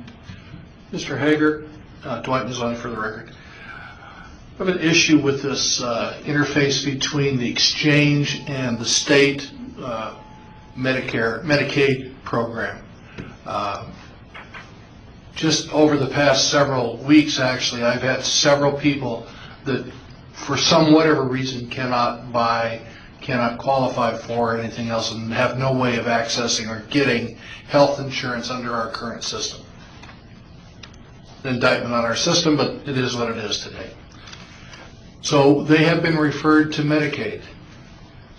In some cases, 2, 3, and 4 times, they have been denied Medicaid, even though by all appearances, outward appearances, based upon income, based upon illness, based upon employment or lack thereof or whatever, and yet they keep getting run around in a circle time and time again. Are we interfacing in any way, shape, or form? I realize we can't dictate to those people at Medicaid, but are we interfacing in any way, shape, or form to make sure that we can get people, or the people that come through the exchange that are directed to that correct door, if you will, that they're actually going to get something or some service that we apparently as a state are not providing now to people? And I could provide anecdotal information, names, addresses, phone numbers, if necessary for this to happen. And they're not just young people or old people. It's a wide range from their early 20s all the way up into their 60s. For the record, John Hager, I obviously cannot speak for Medicaid or for the welfare offices. However, I can say that they are working on streamlining the application process, so hopefully it becomes more simple. A lot of the requirements of the Affordable Care Act are intended to streamline the application process. One of the clearest examples of streamlining that is that it's simply based on modified adjusted gross income. Now, I say simply; it's not quite that simple, but generally, if you're below 138% of the federal poverty level, you should be eligible for Medicaid. There are some exceptions, and I can't speak again for Medicaid specifically. I don't know how similar they are to the requirements of the exchange. For instance, the exchange, you need to be a U.S. citizen, a resident of Nevada. So there are some other requirements. Again, this is supposed to streamline it. From the demonstrations that we've seen on the product so far, the web portal, it appears that an individual, let's say a lower income family of 4, that's somewhere below the 200% of the federal poverty, but above 138 with a disabled spouse and 2 children, the web portal would actually provide for the non-disabled individual adult. They would say these are the list of health plans that you could choose from and get subsidized the premium tax credit for. Your spouse is disabled, so they're eligible for Medicaid, and your 2 children, because you're under 200% of the federal poverty level, are eligible for CHIP, and it would actually provide the plans that each of those 4 individuals are eligible for. Again, we cannot make final determination of that, so we would send that information over to the welfare office through the system, through the web portal, to allow the welfare office and Medicaid to make that final determination. So I guess that's a long way of saying I know the state is trying to simplify that. I hope it becomes as simple as we say it is. We will do our best to do that, and I'm sure Medicaid and welfare are working on that as well. And we have Mr. King up here again from the DOI that would like to make a comment. Thank you, Cliff King, Division of Insurance. Just a point of reference, the eligibility criteria for Medicaid today is substantially less than 138%. That's January 1, 2014. And so if Mr. Mazzoni's having problems today, it's according to Nevada's. Each state is allowed to establish their own criteria. I'm not a Medicaid expert, but I've dealt with them enough to understand that each state has their own criteria, and our criteria is established and approved and funded by the state taxes. And the expansion of Medicaid is one of the 3 areas that are being reviewed by the Supreme Court, and we hope to have a decision soon. But that expansion would take it from where it is today to 138% of the poverty level. But again, that won't happen until January 1, 2014. Thank you. Lynn Atkins for the record. We're coming on 11:20. If I could make some, just from the comments that I'm hearing and maybe some of this from my own opinion, it sounds like there might be an appetite from the group to merge the navigator, the two separated navigator roles and responsibilities into one. So I'm hearing that from the committee, and whether or not we want to take a vote on that, we can discuss in a moment.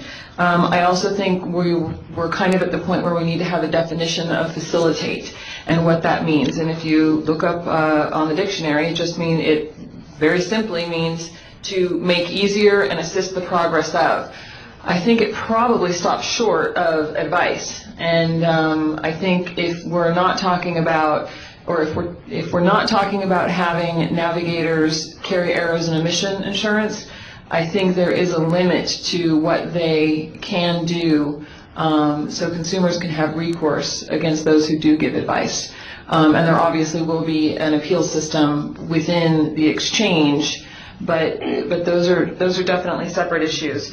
I was also interested in hearing comments about how much the hospitals actually do a lot of the insurance enrollment. And Mr. Hager, from what we've discussed in the past and the policies we've set forth, would nonprofit hospitals be eligible to have staff be navigators, or do we think not, or could for-profit hospitals? What's our thought process on that? For the record, John Hager, Section 155.210 of the latest final regulation indicates that navigators could be nonprofit entities. I have not seen anything that would indicate that a hospital could not be a navigator. Okay. Ms. Prada-Guzman? Gina Prada-Guzman for the record. One comment in consideration of nonprofit and for-profit being able to participate in supporting and whatever that means for navigators, and the fact that funding as defined in these documents would be through grants.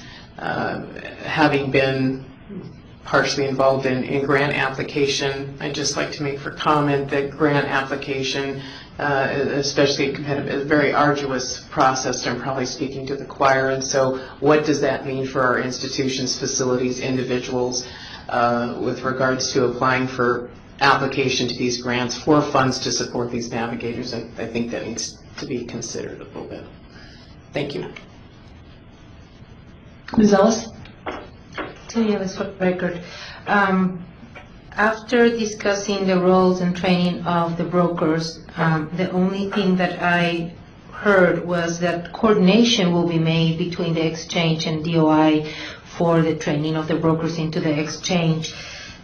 So perhaps on the grid, if I could ask if there is a possibility to either redefine or extend under licensing, certification, and training, Mr. Hager, where right now it says training provided by Nevada DOI or provided by the exchange, but DOI doesn't specify what kind of training. So if we can say perhaps private insurance or other plan insurance training by DOI, and then additional exchange training provided by DOI or not, whatever the coordination will end up being, whether it will be provided by DOI or the exchange. I just want to make sure that it doesn't get lost into this whole process, the fact that brokers will need additional training in order to learn how to navigate the insurance exchange systems and also the plans that are provided there. Second, just to make a quick comment about the merging of the two roles of navigators, whether it is training or enrollment, I think that we are forgetting the difficulties of rural Nevada and how some of those non-profit organizations may want to choose to be either or one of those navigators and perhaps not both. And having traveling teams doing enrollment does not necessarily having traveling teams doing education. So I think the original idea of having those both separated, I think it fits the diversity of Nevada per se on both the metropolitan and the rural areas, and also the diversity of the variety of nonprofits that may pursue certification to either one of the both roles or both at the same time. Thank you. Any comment from committee members up in Carson City? Yes, Madam Chair, Tom McCoy. Just to follow up on something that you raised and we discussed earlier regarding the errors and omissions and what does facilitate really mean. I think in the chronic disease areas, and that's certainly something from my perspective, the American Cancer Society, one of the issues that might come up, and I've mentioned this in the past in terms of what I've used as a terminology of specialization, is if a navigator is concerned, working with a client, with a consumer, concerned about any benefit limits, and this is something I don't want to get too deep into, variances of insurance policies, because we don't know what plans are going to be approved yet. But let's just take a plan that has a limitation on the number of visits, and you're dealing with a cancer patient. That's not going to work. Somebody has to be in a position to say, that plan's not going to work for you. And that would be my concern about where the enrollment, whether it's our navigator, hopefully a broker would have that kind of information. But from an enrollment standpoint, be it a hybrid educator enrollment or separate, whatever we work out, if they can't provide that information, there's a problem.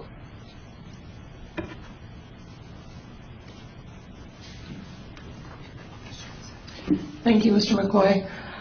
Mr. Hager, what would you like us to do at this point? Well, I think we have a comment from Ms. Joyner, and there may be some public comment. I've heard two different things from the committee. One is to merge the two enrollment and education navigators, and one is to keep them the way they are. So I think we would need direction from the committee in the form of an action, of a vote, on whether or not we merge those or not.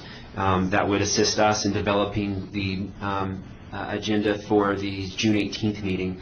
And then perhaps a firmer definition of facilitate for Nevada, whether you want enrollment to go strictly through brokers, that at some point the navigator refers to a broker, or if the navigator can provide, and this might have to wait till the next meeting as well, but whether the navigator can provide advice, whether they need to have errors and omissions. There's a lot of questions here, but I think at least at first we'd like to have a vote on whether or not they need to be merged or split. But I think Ms. Joyner has a comment still. Oh, she says no. Oh, quickly, here we go. Just quickly, I was going to ask if we're making a wish list for the next meeting, if we could please ask staff to look at some of the public comment that was submitted. I think there were some rewording suggestions that made a lot of sense to me. I just didn't want them to be overlooked. Thank you, and I also, I'm sorry, there was a little bit of discussion going down here, so I hope I didn't, I hope I'm not repeating what you said, Mr. Hager. I'd also like staff to look at the California Certified Application Assistance Program to see if there's anything we can glean from that that might be helpful as well. Absolutely, I've got that written down already. And if the chair is amenable to public comment, we have an individual up here that would like to make some, or we can wait until after, to the end of the committee session. Well, I'm not sure if we're going to vote on anything today. Mr. Hager, is there something we'd have to vote on today? Delay. Yeah, we do not have to vote on anything. And it sounded like a majority of the board was leaning toward merging the enrollment and education navigators, so we can go that direction unless there are individuals who feel strongly otherwise. Okay, so let's, one moment please.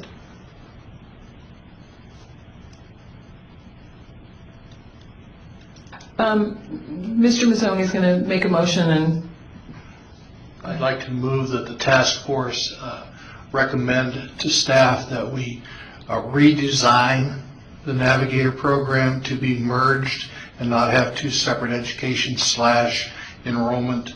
And we might look at some of the other things that you've been talking about, the California program, the Iowa program. There's many programs out there if we need documentation that can be provided on this issue. Is there a second?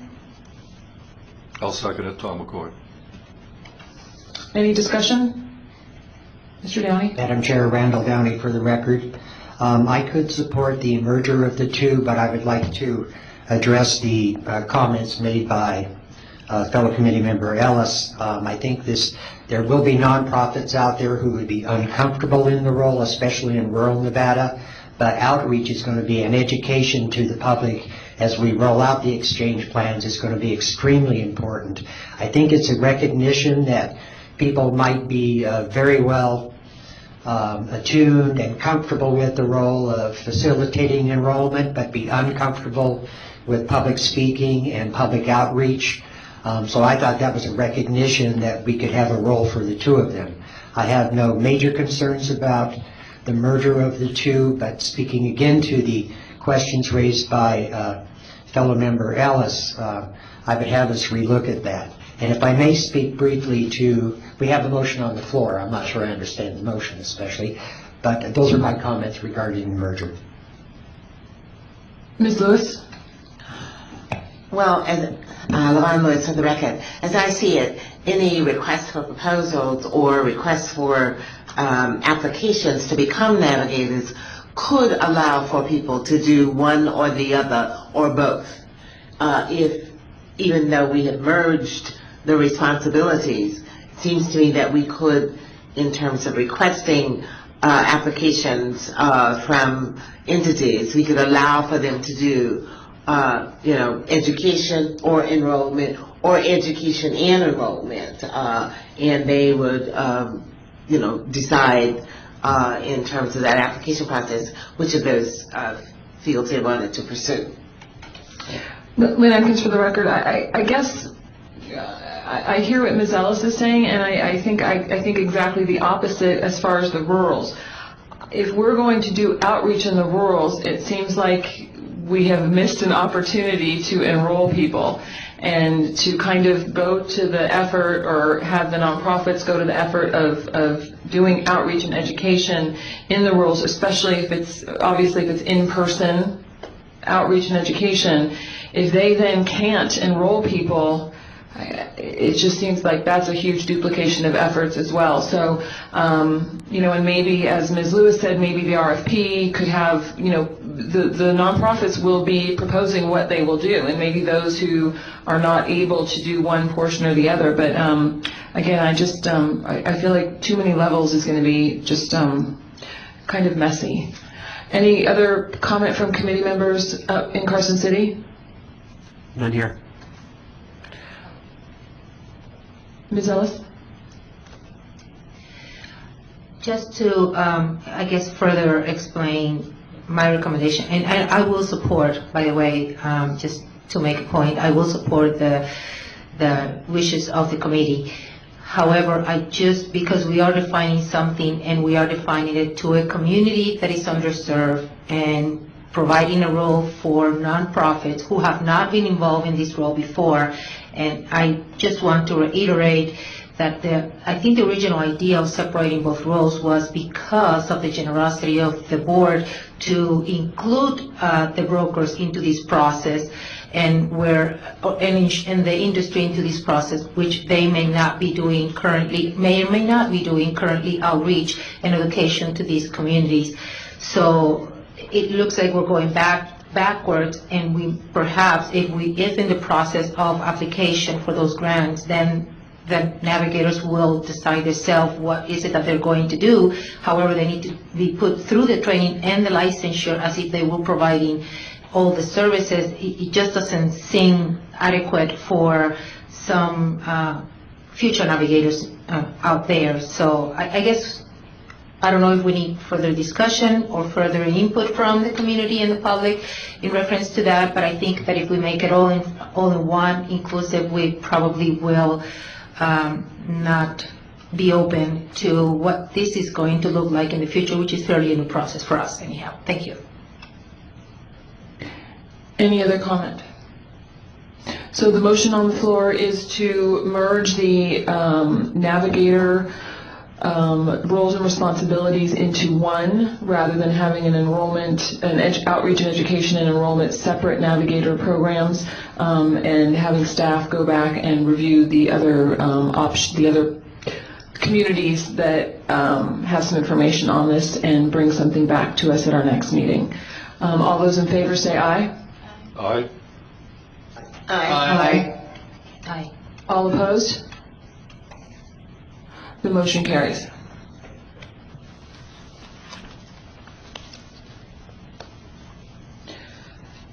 So with that, we are at 11:35. Mr. Hager, what other items would you like us to give you direction on?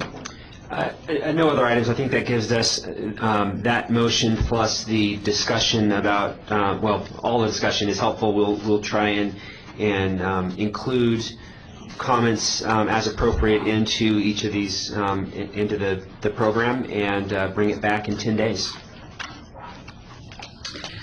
Thank you. With that, and I know there was public comment, I am just going to leave public comment all to the end today. So with that, agenda item 5 is done. Agenda item 6, Mr. Hager, any other discussion of future meeting agendas, or I think we've covered that? Yeah, I think the agenda will be very similar to what it is today. There might be a couple of items that are on the calendar that will be added, but it'll be mostly focused on what we've got, what we talked about today. Thank you. We'll now open up to public comment prior to us closing, and looks like we have 3 people walking up to the podium. And how many in Carson City? So far 3, 4, maybe 5. 3. There are 3 seats here, so there may be more after that. Let's start with Carson City. And please state your name and organization for the record and who you're representing. Yes, my name is John Latourette, and I'm an independent broker. I just want to thank you for the hard work you've done on this. It's a difficult scenario.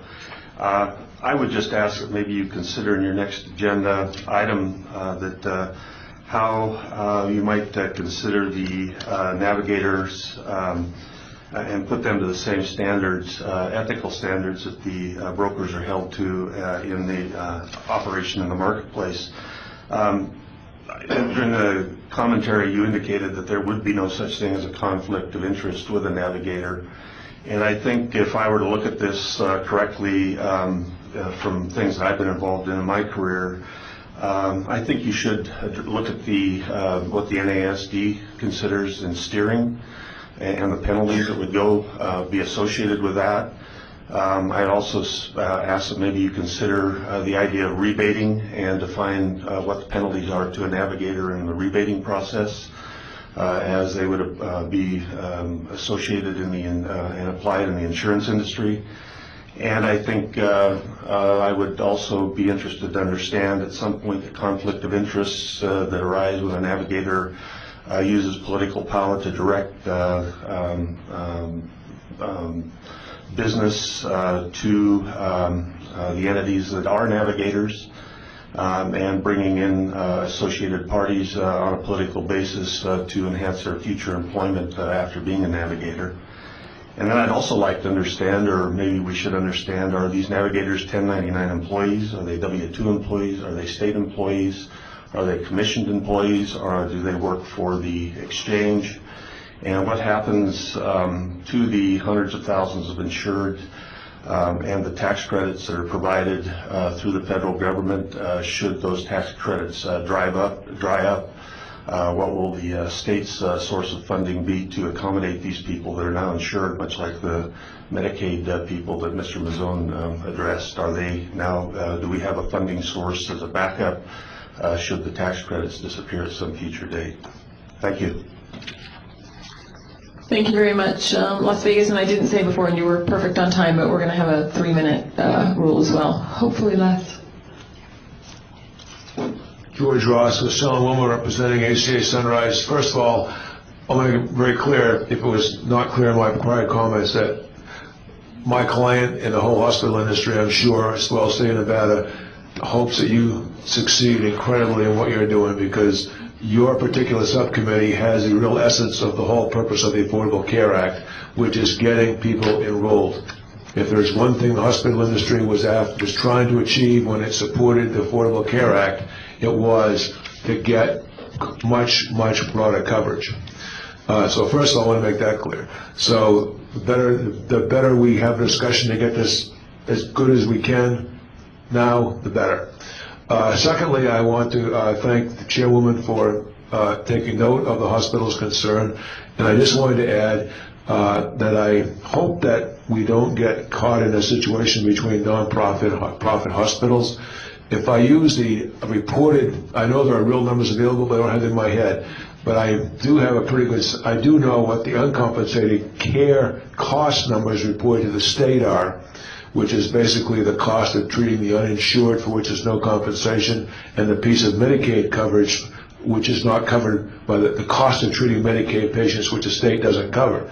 When you take those two costs together, the two private hospitals which are closest to UMC, one of which is Sunrise, have very, very similar totals when you put those together with what UMC treats for uncompensated care. So they treat, certainly Sunrise has had a 26% increase in that type of care in the last few months compared to last year. They treat a tremendous number of the people that you are trying to reach. And our concern, based upon behaviors and trying to figure out why all these folks who are eligible for Medicaid haven't signed up, remembering that many of the uninsured are 21 to 35-year-old males who are never going to have anything happen to them in their entire lives in their own minds. They're still going to be coming in. No matter how successful you are, we're still going to have some of those people, and particularly those males, I would imagine. So we do need to, I think it's something we need to address as to what we do when those people show up at the emergency room after all this is rolling along, and they're going to still show up, and they're going to have turned their ATV over, and they're going to have a problem. Thank you. Thank you. Carson City? My name is Gene Furr, independent broker. I just want to again thank the committee and the board for the opportunity to give some input. I wanted to address specifically some of the concerns that there have been levied about brokers' knowledge on Medicare, S-CHIP, TANF, SNAP. We've had the opportunity over the years to have to train ourselves on the new laws that were passed, either federal or state. We've gone through COBRA, ERISA, HIPAA.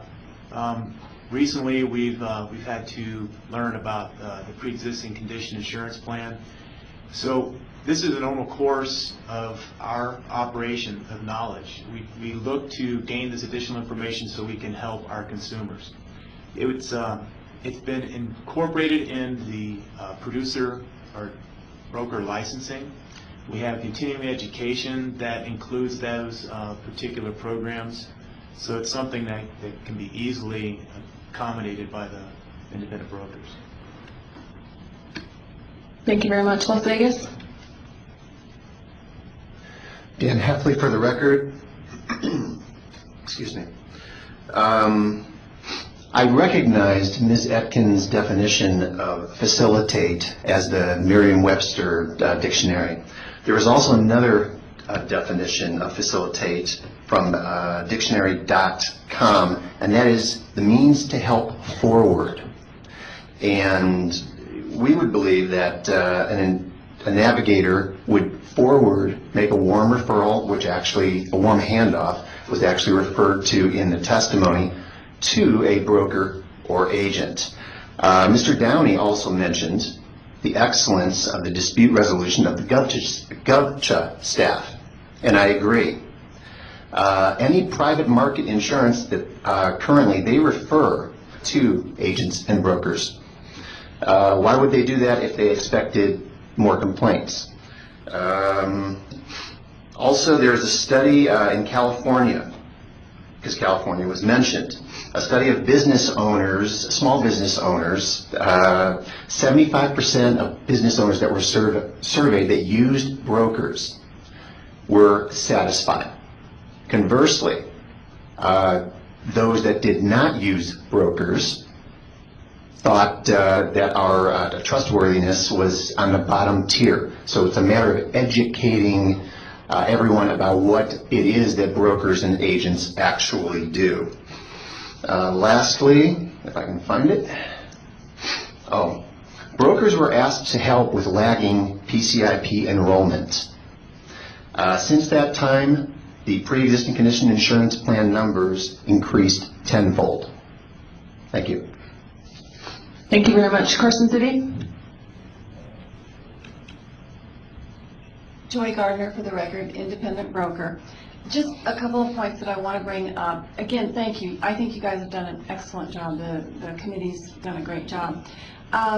If a person coming into the exchange only comes when they have a problem, they have a pre-existing condition, they find out something's wrong, and they sign up, and a navigator signs them up and gets a set fee, and that person stays on the plan for 2 months, 3 months, gets his issue taken care of, comes off of the plan, and 2 months later has something else and wants to again sign up for the insurance, does then that navigator get paid again?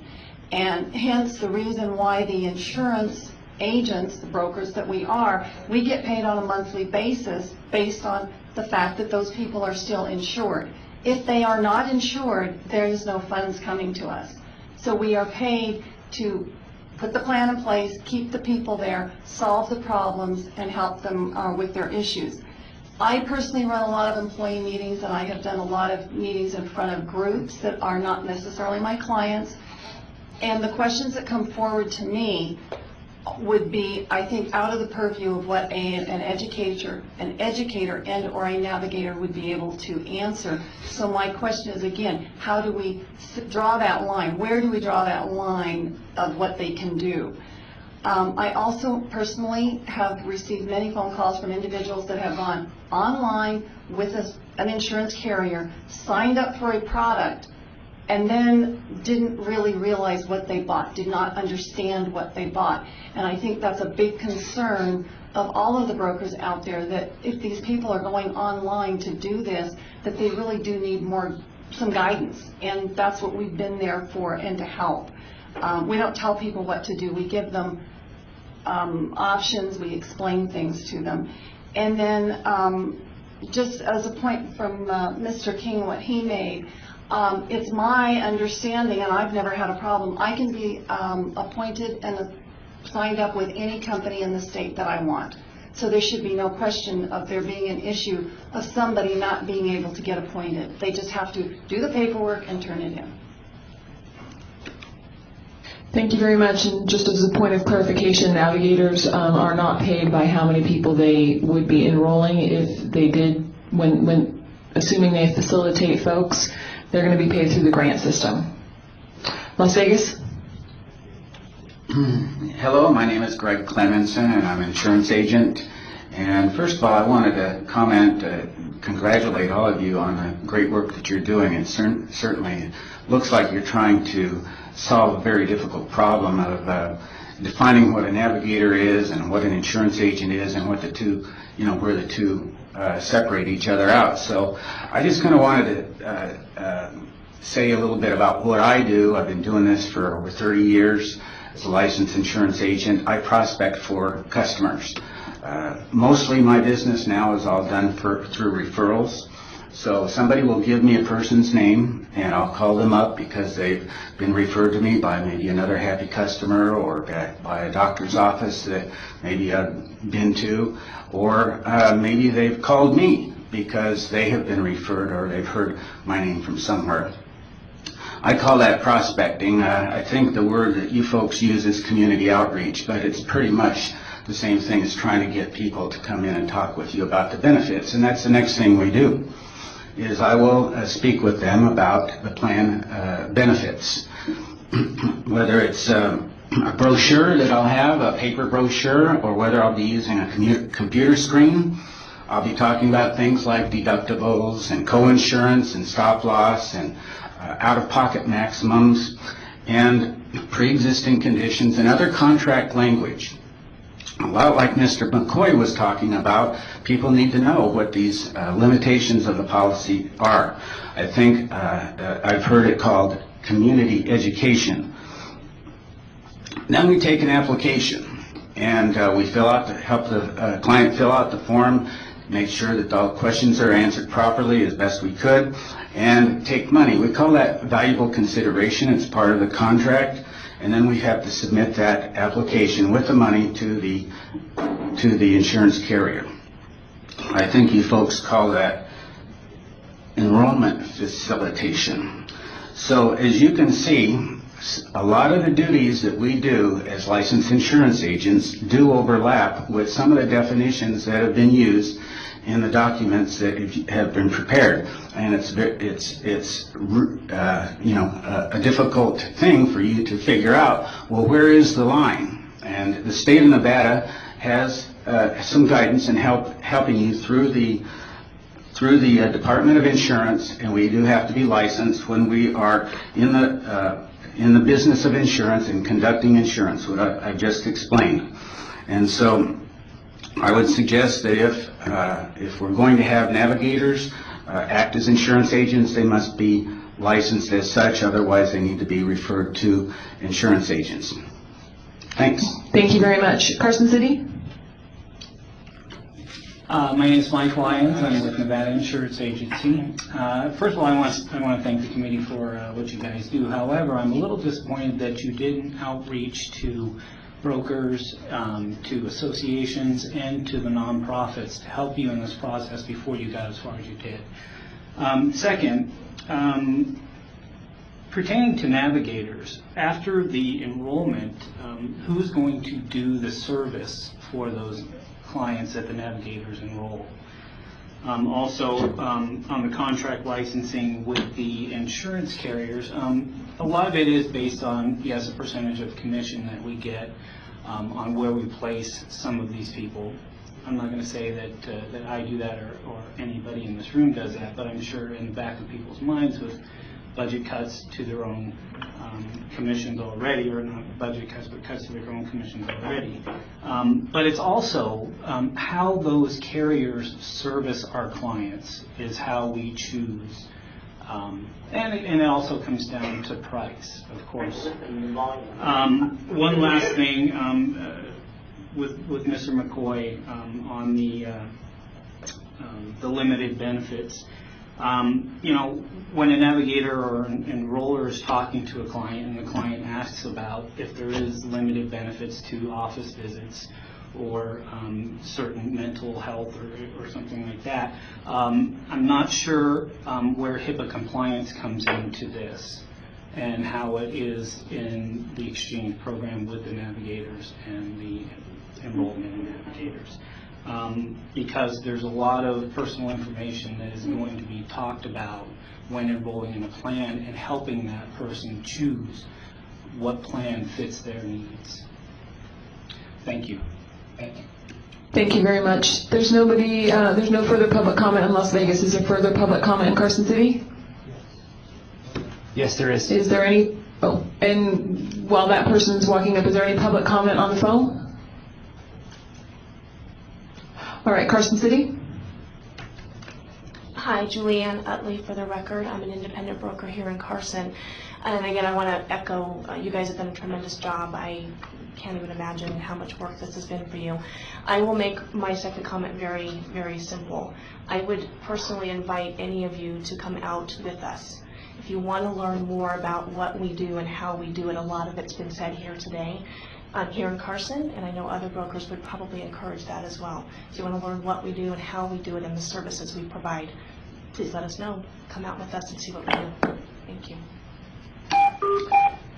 Thank you very much. Any further public comment in Carson City? And with that, we thank everybody for all of your time. I thank the committee members for all the incredible work that you've been doing. I know we went over today. I appreciate it tremendously. And